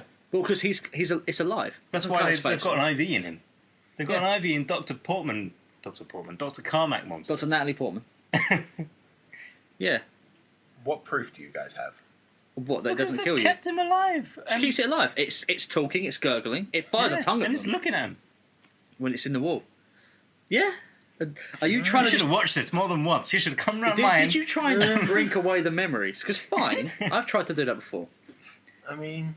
This is when we start getting evil. We don't get a full heel turn yet from The Rock at this point. We get a bit of evil Rock. No, But no actually, heel turn. I'd like to talk of the true villain of this film. Yeah. Pinky. The writer-directors. I'm still not even there yet because I want to say, why would you going on The Rock and here's heel turn? Because we're starting the heel turn here, and we're Where? going into it. Oh, when he shoots Carmack. When he shoots Carmack. Okay. Why would you Did you say? guys only watch half this film? Where are the rest of your notes gone? Because most of it wasn't bothering me like it was bothering you. I'm only at an hour and 13 into this. You're near the end. No. No. Carmack's about halfway We're through. about the same pace. Okay. So why would he say keep the data after saying fuck it to the mission? That it doesn't kind of make sense. He said fuck it, I've lost momentum on this mission, I don't care anymore. No, keep that data, that's what we're here for. So do you want to do the mission anymore, Rock, or do you want to not do the mission anymore, I think Rock? because he's already consigned himself that they're going to have to destroy what they can. So save what you can, destroy the rest. Okay. It just seems kind of like weird for him to say fuck it and then go, no, I want to keep the data. I did like The Rock as a bad guy. When he got there, yeah. This was When back he in got the there. day when The Rock could be a bad guy and he wasn't contractually obliged to win every fight. Yeah. Except when Contractually Vin obliged Diesel to was win involved. every fight and not be in a scene with Vin Diesel. Yeah. Vin Diesel also offered the role of John Grimm in this film and turned it down. Oh, really? Okay. So Vin Diesel was offered the role and Dwayne Johnson was offered the role, and Dwayne Johnson said, "I'll play Sarge, please." Okay. He's a better choice to Sarge. And yeah, I but- actually think Judge Dredd was a good choice for Grimm. I do, but I think when you have a trio of nerds in Edgar Wright, Simon Pegg, and Vin Diesel going, I don't actually want to be associated with this film. Yeah, That's a bit of a bad sign. it does paint a bad sign for the film. Lewis, you're gearing up again. I can. What do you want? I mean, So we're at there's a Carmack lovely getting use shot of a in the head. CRT monitor Yes, there is. before all this. In the year 20 whatever. In the year 20 2066. Yes. Yeah. I mean, this is the year. The film is set in the year 2066, but it was shot in 2004, We're 2005. about 9 years CRT away from that. monitors were already out of date Yeah. in Yeah. 2004, 2005. Yeah, but He keep in uses mind, it as a mace to beat a demon. keep in mind, Oh my god. you've got a prisoner down there. Okay, so You've got that, prisoners down there. You're not going to give him a plasma. Exactly. Why? that cage scene. Why do the prisoners down there have access to a fucking computer full stop? Because that is proper torture. It's like, here's everything we No, have, technology-wise. because You it have a was- CRT You've monitor. got dial-up. No. You Exactly. can look at porn, but it's going to take a bit longer. That is worse. No, knowing it's- something it's you the- could have. No, the whole point of that, like the whole kayfabe point of that is, okay, look, you've got. Let's see how high your functions go when you're down there. We're not going to let you up here, you freak. But I'll give you a computer. But that fight scene in that electric cage, oh, it was beautiful. It was. It was beautiful. Although I'll give you editing is pretty poor. Yeah, our editing was very boring. Yeah. Again, see, just a nice clean shot of the fight. It works wonders. Just not here. But that was a glorious moment of him swinging the thing like a flail. Yeah. Like a flail. He's swinging that like a flail to smash someone in. Beautiful. Which makes me think, That do was- we have a that surplus was of CRT my second monitors favourite that they part use of them for weapons training? I hope so. I hope someone's proficient in CRT flail. I really hope so. The That's kid my earlier in scene. the movie, creepy rapist, whatever his fucking name is, gives him bloop, bloop, bloop, gives him pills, gets him high. Yeah. An hour and 13 into this film, the kid's no longer high. What was the fucking point? Well, you don't know future drugs. What was the point in getting the kid high? What purpose did it serve? It calmed his nerves for maybe 20 minutes. Yeah. But what purpose? Why not just cut that? Bloop, bloop. I love that sound. So just put bloop bloop somewhere else. Have him take the drugs himself. You didn't need to give them to the because kid. then that's sad. Well, no, when he's just sitting on the bog going bloop bloop. Oh. Because you need to know that Captain Sexpest is a really dirty piece of shit because he's also a drug pusher. But we know that because he's a dirty piece of shit. Yeah, but he's got more dirt to his shit. Yeah, ammo. but we can take that to new lows as long as you just keep adding things. Right, he gets the kid high. But then the kid's no longer high an hour into the film. He's been high for Have you ever half an taken hour. drugs?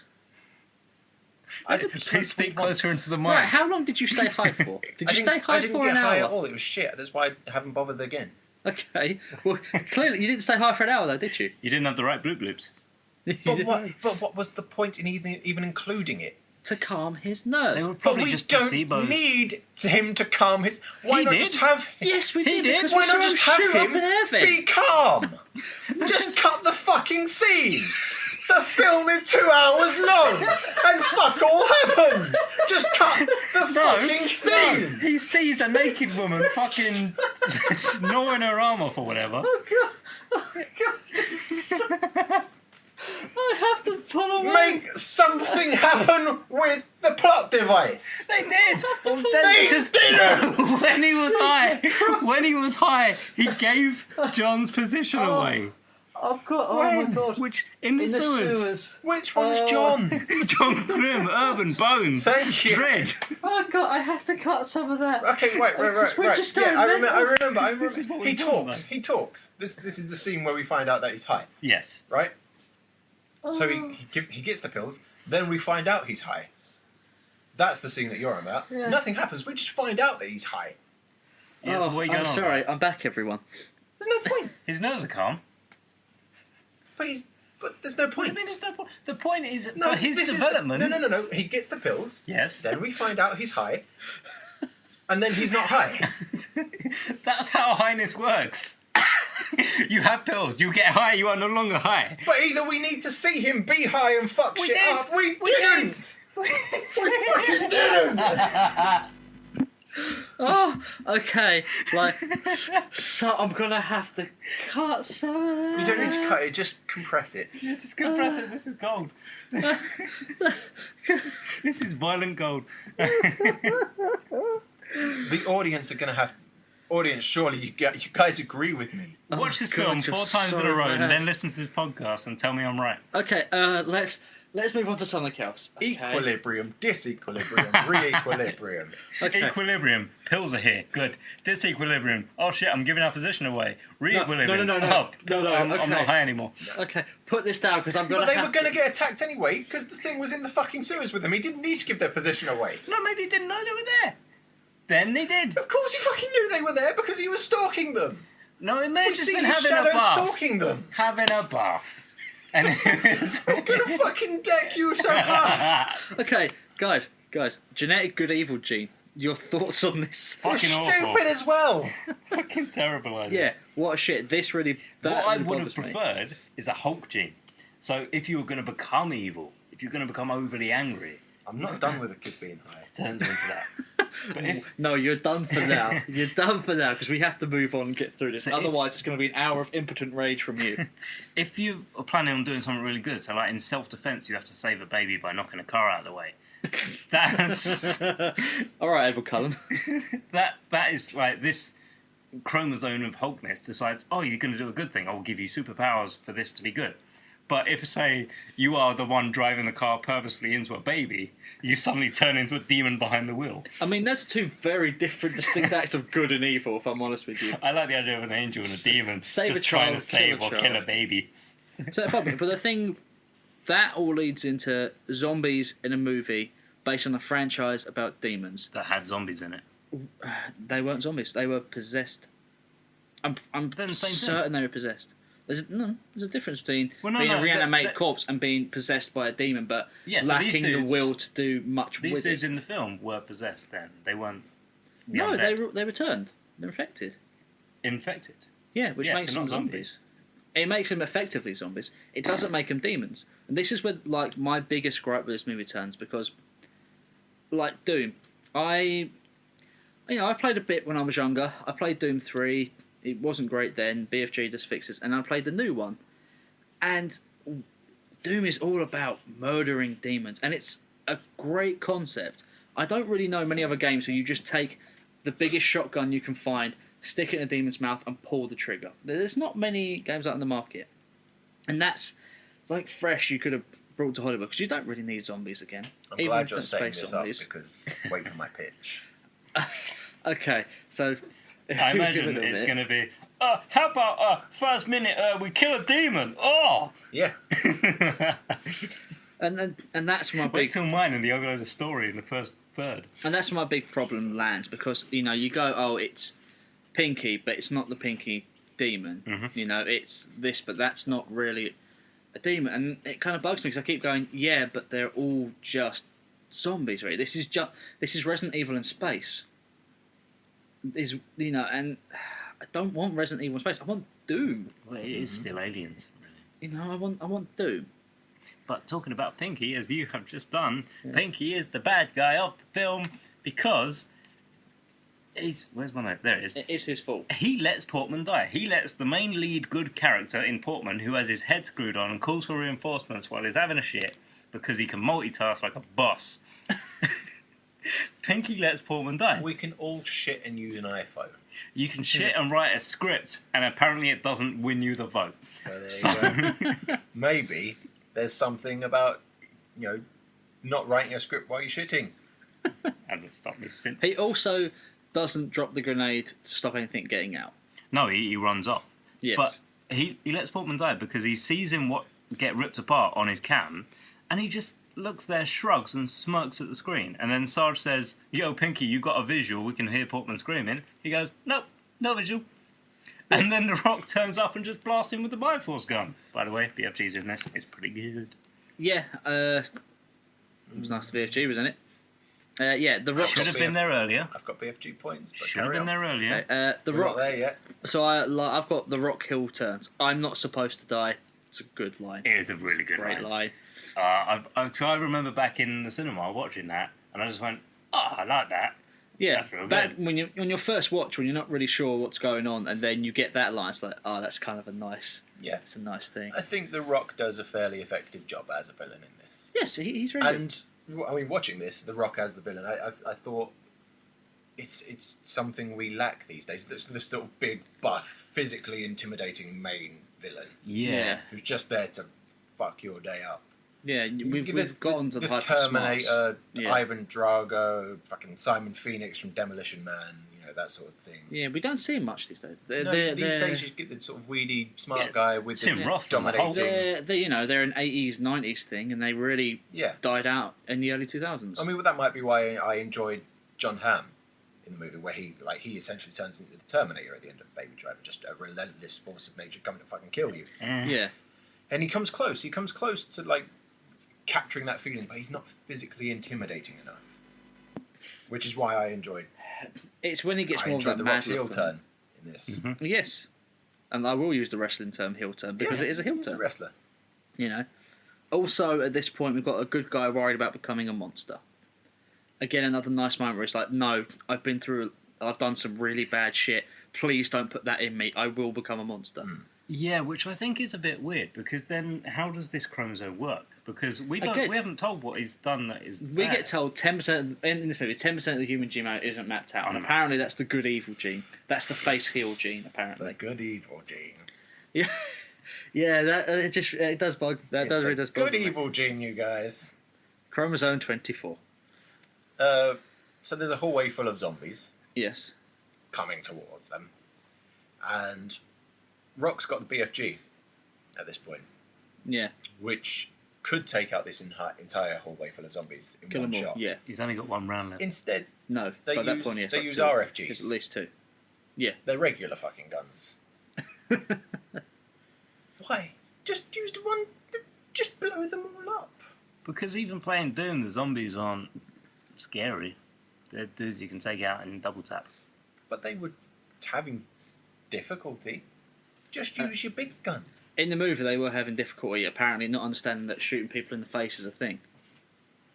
You know? Yeah. As is the main irk of all zombie movies, is shoot the thing in the face, and the thing Well, you're stops not being a trained to problem. shoot things in the face. You're trained to go for body shots, and then when they're down, shoot them in the head. So, Prior to I would this, assume... Rock or whoever says one in the chest, one in the head, doesn't he? Reaper. He says, one. If I turn, one in the chest, one in the head. You know. Ah, suck it, I was watching. What was I going to say? I put there's some awkward editing, really awkward editing, when Not Rock or Not Bones dies, the other one. Yeah. You know, towards the end, there's one of them left. Oh, yeah. It's not Rock, it's not Bones. It's one of the other ones. Duke goes through the grate. I don't fucking know. Yeah, How does he die? I don't know. I just wrote that's some awkward editing when Not Rock or Not Bones dies. Yeah, I think it is Duke just gets pulled into the grating. Right. Yes. it was At the some pulled into point, the grate one, I don't even yes. remember how the only Asian on the team dies. There was an Asian on the team? It was Mac. Mac. He's the guy who sits back with Pinky for most of the movie. He dies. He gets beheaded. He gets decapitated. What decapitates him? Demon. Okay.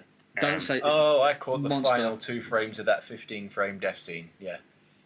Yeah. No, Mac was completely wasted. There was no point in having Mac there.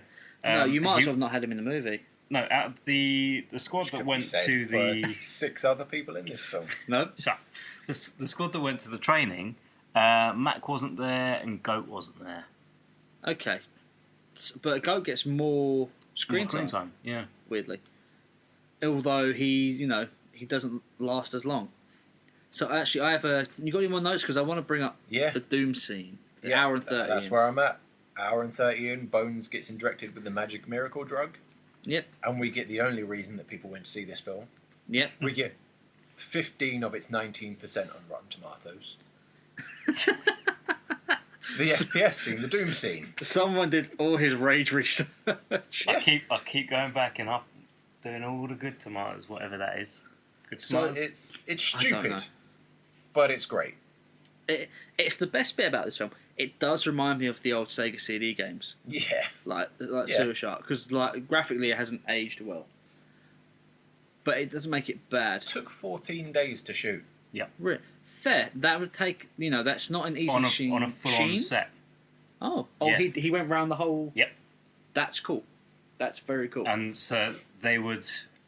That's why I like the editing, because they would do a section, go to a wall, stop it there for the day, and then come back and take it back from that wall. So you're going from the darkness into the new scene. Okay. It's a very fun scene. Yeah. I will give the movie that. However, Still stupid. in 2005, what people came out of the movie and went, the whole movie should have been that. I mean, yeah. No, because in preparation watched for this, Hardcore Henry? I watched Hardcore Henry, Yeah. and it's complete bullshit. I was going to bring this up. Okay, because I've I- not seen Hardcore Henry. So. No, it's terrible. Okay. Yeah, it's just you don't empathise with the character at all, because someone's just coming at you. Hello, Henry. How are you? That's not me. I want to look over there now. Why am I not looking over there? It's, and then it's like watching someone else play a shitty game. You're like, I could be doing something else. That's a shame. Yeah. Still a better film than Doom, though. No. It is. No, I'm not watching that 4 times on a Sunday. Shouldn't have watched That's this. my catchphase. So we You have shouldn't have that. watched a fourth of this ever. So we have the Doom. So we have the best part of this film, and then we get into the face-off between Reaper and Sarge. Yeah. And I kind of like that banter. The banter was good. You're going to shoot with that. I was like, yeah, I was kind of planning to. Yep. We got left. I got one round. I got half a clip. Oh, not that banter. 2005 film starring The Rock, of course, ends with a wrestling match. A wire fighting match. I put down a worthless fist fight. Rock turns into the Shocker with the iron bar wrapped around his hand Why would you end your Doom film with a fucking fist fight? with another dude. Yeah. Another Admittedly, problem he's turning into With a a monster. demon. they're not demons. With an alien. Alien. With a zombie. Are you an alien or something? Alien or something. It's a zombie. He might as well just be Tyrant. This whole thing is Resident Evil. I said it's Resident Evil in space. That's what this turned out to be. Not the Resident Evil games, obviously. The fucking Hell, movies. I've even got it. That last scene where he's carrying his sister and they go in the elevator. It's like That's a terrible final scene. It is. It's a terrible final scene, and it reminds me of the old Resident Evil games where you're just sitting in a helicopter with all your buds who survived. It's a terrible final line as well. What was it? Almost home. Movie ends. The director, Andrzej Barkowiak. Nice pronunciation. Thank you. I wrote it phonetically for myself. Pronunciation. He said that they purposely left that ending ambiguous for the sequel. Yeah? So as It's a not, good job we reviewed it on this show then, wasn't it? So as not to second guess the reaction of the audience. Do you have any information on the sequel? I have a fuck ton of information about this. Oh, good. And I want to say my final note was pretty good, not Doom at all. No. This movie is not Doom, and it's a disappointment. But I still think it's pretty good. My third to final note is 1 hour 40. Semper Fi, motherfucker. Semper Fi, motherfucker! Semper Fi, motherfucker! I had a laughing fit because it's been silent and relatively tense for a good 2 or 3 minutes. Yeah. Well done, movie. You managed to sustain 2 minutes of tension. I would say Semper Fi, motherfucker, burst through a wall like Kool-Aid Man. I would say an hour's worth of tension. The Rock did so. There After was so the much film. shouting by The Rock in this film that it ADR'd half of it. There's a bit at the beginning. ADR half of this fucking podcast. There's a bit at the beginning where he's telling them just to fucking form up, and you see his mouth just flapping away, and it says "form up." It's like he obviously shouted that a few times. But yeah, going back to the whole, they prefer to use makeup where possible. Yeah. But Rock's makeup was fucking on point, and I think that took 4 hours to do. But I'm so glad they went for that route because Yeah, the Rock and contact lenses CGI and goes pointy so cheeks. well. Scorpion King. Oh man, that's a deep wound. That. He looked like Michael Jackson before he turned into a werewolf. He had yellow eyes and pointy cheeks. Yeah. And some bumpy bits. And some bumpy bits. And And he broke his gloves. And a metal thing wrapped around his fist. I'm out of notes for this film. Anyone else got any more notes? So you loved it. I have. I want to hear about the sequel. Okay, before we get to the sequel, 3 pages. I thought it. You've got 3 pages of notes left. We're at the end of the fucking film. So let's see. I've done that. Anything to talk about? Because I'm just going to say that I thought this movie was pretty good. I think anyone listening still has garnered my thoughts Oh, yeah, on the here we film. go. You loved it. Oh, absolutely, wholeheartedly. I can't recommend this film. I've never enough. seen such passion from you. Trivia. Yeah. The film was originally planned by Warner Brothers with Arnie as the lead man in the 90s. Okay. But 2 kids got injured in a chainsaw incident. So, Yeah. so I don't think remember anything seeing involving a this. chainsaw is an incident. It's more of a catastrophe. So they thought maybe, hey, if chainsaw's kind of an iconic weapon in Doom, let's not run with this. So Universal later picked it up. Okay. And again, didn't bother to include a fucking chainsaw. No, The they did. Pinky had the The chainsaw. pinky scene. So, what? I'm not counting 15 seconds. That's chainsaw. Doesn't count. So you mentioned the multicultural bunch. Team diversity. I want you to Back guess again. where they're from, the actors. There's got to be at least The 2 Rock's Brits in there. Samoan, isn't he? Roxham. Right, The Rock was born in California. Yeah, he has. Is it Samoan or Hawaiian heritage? I think it's Hawaiian, but Can't don't quote me remember. on that. Reaper, we know. Is he? He's British, isn't he? Carl Urban's British. Yeah. He's from Wellington. He's a Kiwi. Oh, he's a Kiwi. He's a Kiwi. I didn't know that. Destroyer, played by Diobia Operai. I'm gonna keep saying British because at least one of them's got to be British. London, UK. Okay, got that. I've got Look, my one. I can't tell you where these people are from because I don't know who these characters are. I am Duke. 100% right about being team diversity. Duke, played by Razak Adoti. Which one's Duke? I'm gonna guess The one who's got the hots for Rosamund Pike. Right. I'm gonna guess USA. England, UK. England, UK. Damn it again. Goat. Goat. He's got is video. He's English, I think, isn't he? He's from Nuneaton, Thank you. No, he's. UK. Portman, Are they- Captain Sexpest. Are they all English? Captain Sexpest. Is he USA? Go on, Oh. Liz. Australian. Wales. Wales. I was close. From Wales. Wow. Kid, Al Weaver. Okay. Again, I'll pitch with you. I'm gonna keep pitching with USA now, so I get one. Irish. Bolton. Oh, it's Team London. Mac, played by Yao Chin. Okay, let's see. Bolton, London. Tyne on the Bolton, mouth. London, UK. You said Bolton, he said yes, it's Team London. There's areas outside of London, you fucking cretin. All right, I'm sorry. Team UK. Thank you. Right, finally, Mac by Yao Chin. Okay, let's go with Don't Tyne even on the know mouth. what that is. Let's go where? Tyne on the mouth. Tyne on the mouth? Which one was he? He was Mac, the Asian dude. Dude stayed back. Fucking... Go with Scunthorpe. No, I'm going to go with... in Wales. So you're furthest away because I've just got England, UK is all I could find. Oh, really? So you're closest. Closest by association. So yeah, I thought all of them being British except for Sarge and Reaper. I thought it was pretty cool. But they weren't playing Brits. No, but No. you wouldn't tell. You wouldn't know. Team Diversity. I could tell that the Brits playing Americans weren't American. They all playing Americans. They're all playing Americans. The ones I mentioned earlier. I'm Okay. far The too... ones I'm trying to make Look, a point about. guys, are- listen back to the podcast. You'll hear me mention it. I'm far too fucked off about this film. I feel like all your rage gods. So you hated this film then? Yeah. See, I thought it was it's pretty good. genuinely one of the worst things I've ever had to sit through. Would you have liked to sit through Doom 2? Tell Because us- it could have been. Yeah, I Tell want to me hear about I want to hear Doom about 2, Doom 2. Ash. Come I on. want to hear about Right, it. the most concrete thing that we've got about Doom 2 comes from Rosamund Pike during the promoting of the actual first film. And she stated that she'd already signed up for a second film. And she just said that, yeah, I've already signed up for a second film, I just hope next time I get a gun. So whether that was for herself or the directors, we'll never know. But a couple of the producers have come out and said slightly different things. John Wells said that they had nothing planned but spoken to The Rock about bringing him back. So despite getting him blown up with a grenade. Blown up on Mars with nowhere back. Yeah. Okay. Because imagine though.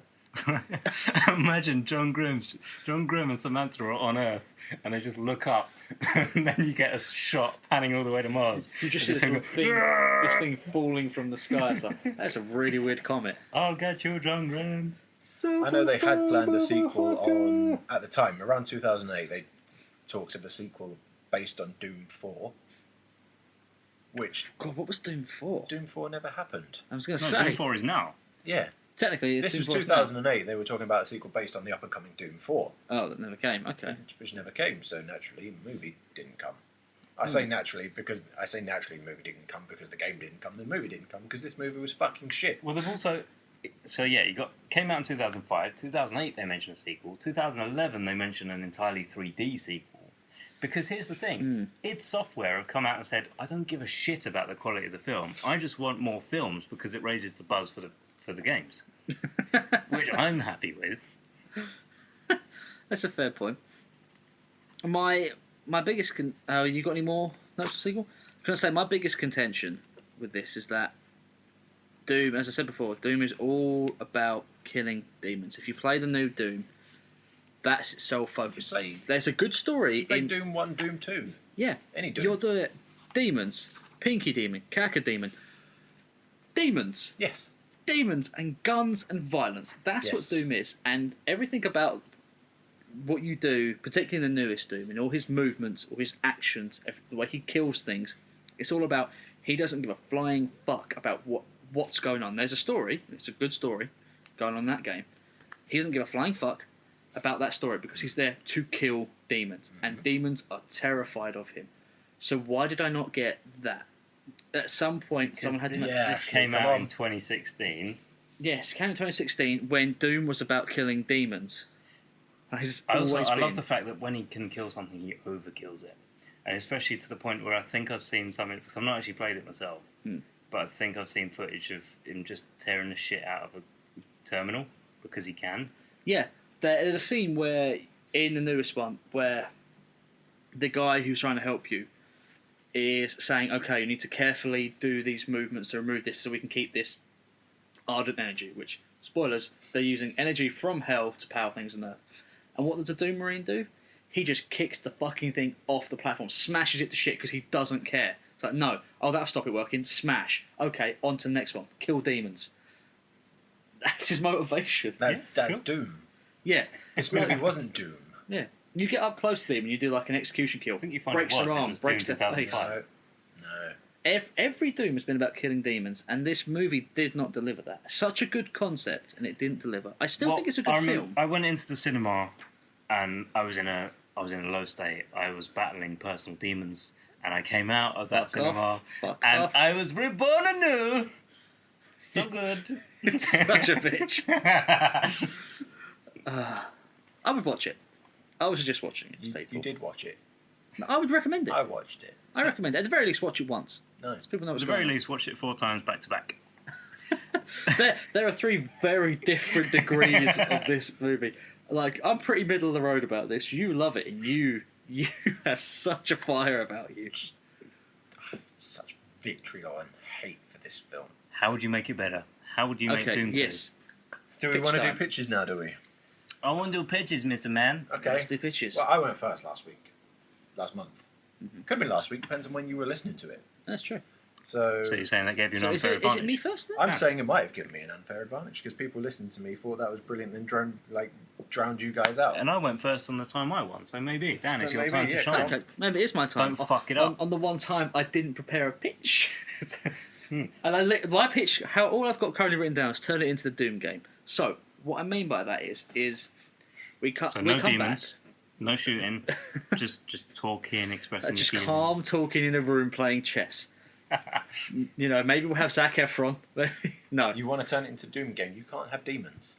we'll have to have demons. No, you can't have demons. It has to be an in-universe sequel. Yes, so here we go. Right, come on then. Right. So we go back to Mars. We do more exploring, right? Find facilities. Turns out the bones they find are hell. You could maybe have half How'd you demons, go back half to Mars? humans. The Ark's destroyed. The Ark is destroyed down there. Doesn't mean that they can't build another way open because they must have found some way to rebuild that open, right? See, And we have a space program. Right Yes. now, currently, we're trying to get people to Mars anyway. By then, they could have easily had a space program to get them to Mars. How they get there in the first place? so this is what I'd add from Doom 3. So from Doom 3, you get up to there on a spaceship. Getting there. So they get there to a spaceship. They start reopening stuff. They start exploring. They start discovering. As they discover more of those bodies they find, they discover there's more weird shapes, more like demons and stuff like that. More weird monster skeletons in the ground from a fight. As you go on, it turns out that there is another portal there. The other portal is to hell. That's where Pinky's legs got sent. But they've had that closed for years because at some point the demons came through and destroyed a bunch of shit, right? So all that experimenting chromosome stuff, it's just stuff, blood and stuff taken from the demons they've experimented with to give people this extra chromosome for the superpower. That's what they were working on. So you go back there and they open up this other portal, think, oh, well, we can reconnect back to home. No. They open up the portal to hell. Demons start flooding out. And it's, oh god, we're not prepared for this. We don't have anything to do with this. And who else steps out of the portal? The Doom Marine. Because he's been there for ages.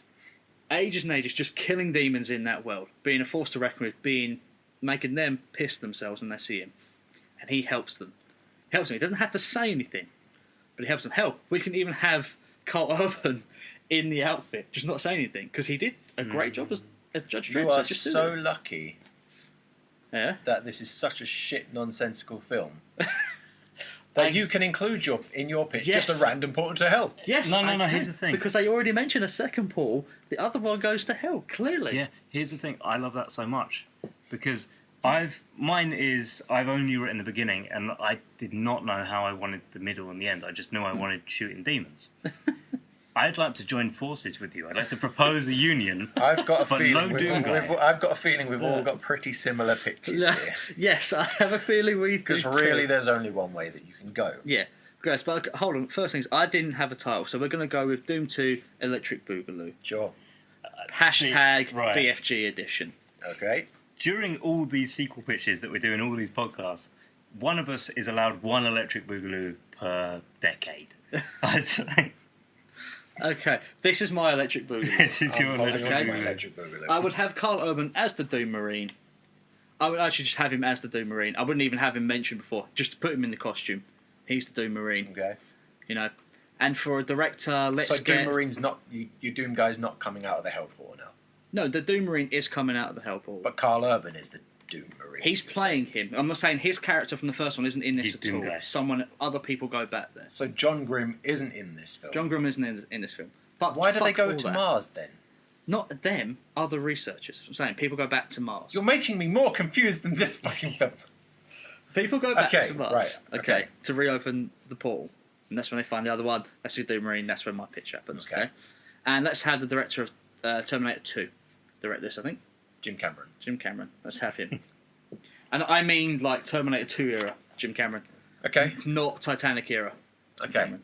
Okay? Okay. It's my pitch. Who's going next, Ash? Me. All right. Right, so I'm basing this. So this film came out in 2005. I'm saying Doom 2 comes out in 2018. Right. So it's 13 years later. John and Samantha Grimm are on Earth. Oh my god. Settle in, everyone. Oh my god. It's so good, guys. Oh my god, it's two pages. Holy shit. I spaced it 1.5. It's okay, so I can read it. Let's get comfy. John and Samantha Grimm are on Earth. Sam has a job in biogenetics that she's held for over a decade. She ended up marrying the CEO, and I imagine that he's a carbon copy of Duke, because I fucking loved that relationship between Duke and Sam in the film. Okay. I like that. So they got 2 children, and another one's on the way. John works in local law enforcement. No others know about his extra chromosome superpowers, and he's happy to keep it that way. Okay. He's happy coasting along with his job and spending time with his nieces, who he loves, because spending time in their company is the only thing now that can make him smile. He tries to spend as much time with them and his sister as he I'm can not a bear. movie exec, by the way. You're not actually pitching this to me. Yes, I am. I can't Dan, fund look deep into my eyes. You are This is pitching. poignant as fuck. So he Okay. tries to spend as much time with them as he can, but when he looks at his sister, only memories of Mars come flooding back. So he became somebody else on that planet, and he hasn't felt the same since. He feels a stranger in his own body. Alright. John is known as that guy that blew the Ark up all those years ago. But no one really knows why. It's kind of vague. The only ones who really know are like the top brass who kind of covered it up. Okay. So the kind of prevailing story is that, hey, there was a terrorist group intent of keeping humanity human, staying on Earth, keeping the homeland pure. Yeah. All that bullshit. So we see John on a beach as the sun sets, and he's playing around with his nieces, but it's time to bring them home. So upon nearing the house, they see Sam's husband leaving, looking agitated, and he gives them a quick wave, he gets in his car and drives off. But inside the house, Sam is pacing back and forth. She reveals that Dr. Carmack's research has been sent back to Earth, and her husband's company has been working on it all this time without her knowledge. Now they have to go up there again. Because before they got sidetracked on the chromosome stuff, they were working on this dig, the thing that had killed his parents. Mm-hmm. And they want to know, is Mars the actual cradle of Earth? Is Mars the cradle of civilization Did you where forget that? humanity began? You forgot that. Okay, that's fine. Carry on. So plans are already in place to send an archaeological crew and a team of scientists. And this has just now been revealed to Sam, as she's just one of 2 people who's ever been there before. But of course, there's no way in hell, that she's going back there. Oh, God. So in hearing this, we can see John. We've got a close-up of John, which you love. You love your close-ups. See, John comes to this realization, and it's one that Sam can see, and she hates it. She knows what he's going to say before he does it. I have to go back there. They argue, and John reveals that he doesn't feel himself here. Mars both gave him something and took something away from him. He has to go back. And we end the scene on a poignant note. He's saying goodbye to Sam, saying goodbye to the little girls. And he places his hand on her tummy and says goodbye to the one he will never see. Presumably, like his child. Not his child, Lewis. They- That's your fan fiction. They were Hold on. clearly fucking. Let him finish his pitch. No, these are beautiful babies made by someone who looks and sounds just like Duke. Played by the same actor. may as well be. So later on, we see John in Sam's husband's office. Okay. So he's like, "You wanted her there, but I'm your only other option. Send me." So that's what we see him on the spaceship going to Mars, and this is where I kind of didn't have time because it took me fucking 40 minutes. So I just heard something recently about this team. They go to Mars and they're working on this dig site, and they find this portal to hell, this Doomgate. So I think that's a good idea. So, so what we've got is Carl Urban enters this Doomgate, and what does he do? On his own, by himself, kills demons in hell. Because that's Doom. What you've Title? got, Doom 2, Doom Harder. what you've got is John Woo. Manchester by the Sea with the first Doom tagged on the end. Okay. Doom by the Sea. Right. Who's the director? John Woo. John Woo. Okay. Right. Because tell me he wouldn't do those demon scenes. I'd watch it. Well, I he'd tell have you, to if he you was the wouldn't do director. the fucking movie that you just pitched. Here's your pitch. Right. Sorry, okay. Go on. So we're all going to have relatively similar pitches. I think we've come to this conclusion. Yeah, So, probably, yeah.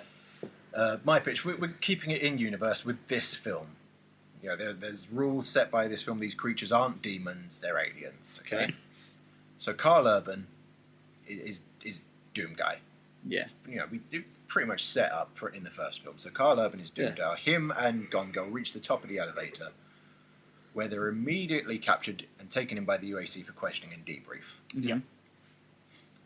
The UAC reveal they've been experimenting with upgrading the Ark, and they've gained the ability to time travel with it.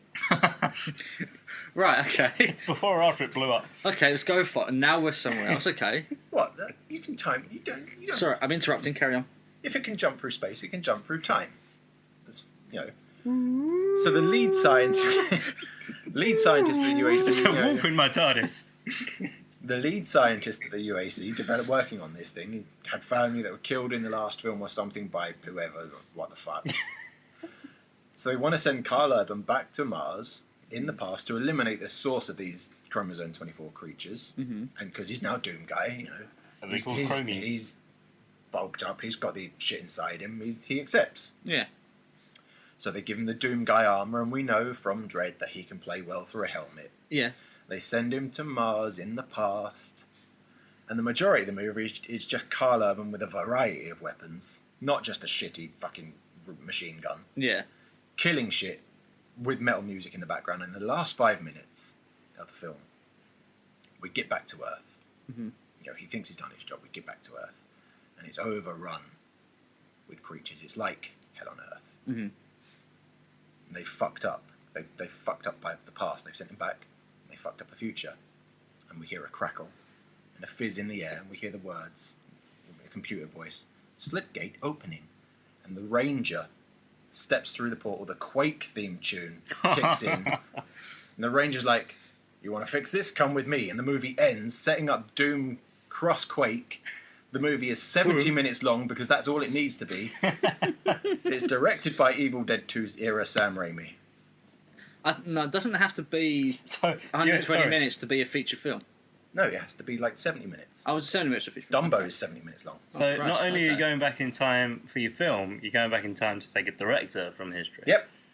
Right. Dan took Jim Cameron from Terminator 2. I did take him I'm having circa Evil Dead Terminator 2 days. Sam I Raimi. took John Woo because no one's going to fuck up my film. Just John Woo now can do it. You think Title. about Sam Raimi. Doom Cross Quake. Think about Sam Grimm. Doom Cross Quake. No, that's the third film. Doom 2. You need at least a semi. You need at least an undertitle for that. Oh, fucking hell. Doom 2. And I've already used Quake's Electric coming. Boogaloo. Tomb. Tomb. Doom Tomb? No, Tomb. Doom Tomb. Tomb. The number 2, OOM. Okay. Two Womb. Tomb. Tomb.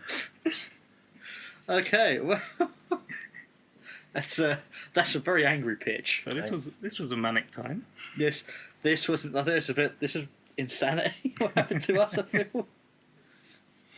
Oh, I feel good though. I feel really good. My blood I feel pressure. really warm. But very blood good. pressure spiked. Yeah.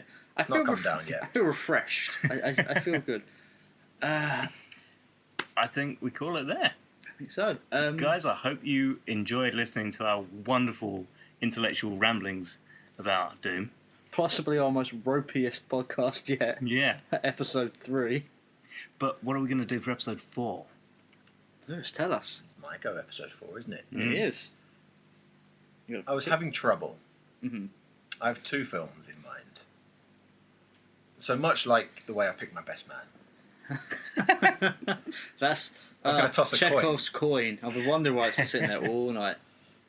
I know what's heads, I know what's tails. Okay. What you got for us? I've got tails. Okay. Which is Who Framed Roger Rabbit? Oh no! Okay. Which is a film I told you not to do this to me. that I love. It's a great film. Is this because I made you watch good film? Dan, I don't think have you seen it? I have seen it, yeah. You've I've seen seen it. it multiple times and I sort of flip-flop whether or not I like it or dislike it. Okay, well, we'll So- find out next week.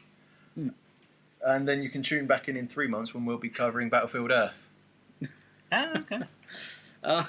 No, you're on your choice, As yeah? was the other choice. Okay. I've got think- to hook 'em. I think I would have hated you more for that. Do you want to hate me even more? Go on then. We're going to go see the Emoji Movie next month as well. Oh, fuck you! Ah. Fuck you! It's going to be a fun time. Like, for fuck's... I feel partially responsible I hate you. for making him so angry to do this. This is all your fault. Partially. If you hadn't made me watch Doom, maybe we'd go see a good film next month. No, we wouldn't. I know We you. don't you know what? We don't know that the Emoji Movie is going to be bad. We're doing Roger Rabbit and the Emoji Movie next month. Let's keep it kid friendly, guys. Okay. Okay. If you enjoyed this very non-friendly episode, you can catch us on Twitter at 4StartsPod and all the Facebooks and shit. Twitter, Facebook, iTunes, We're on SoundCloud, Reddit, yeah. Podomatic, Reddit. Yeah. You'll find us at Oh, 4StartsPod. that was something I completely forgot to mention, is that we had to move some of our stuff to Podomatic because SoundCloud was limiting us on what we could upload. Yeah, So we're still uploading to SoundCloud. Yeah, you'll find us on iTunes, and if you like the podcast, rate us, subscribe. Everything helps. Share us with your friends, family. If you Your friends' family. share us with your friends, family. Yeah. with your nan's friends, family. Yeah. Okay. Even if you just put it on mute. if your nan And you let it has an run. iPhone, just download this for her and play it in the background. She doesn't have to listen to it. Yeah, put it on mute. And just Put it just, on her iPod that she stole from a car. Hey, you don't know my nan. You don't know what life she led. And obviously, you can vote for the best pitch on Twitter at 4StartsPod. Yes. Well Yes, then, you can. say good night to you, gentlemen. Good night. Bye. Bye.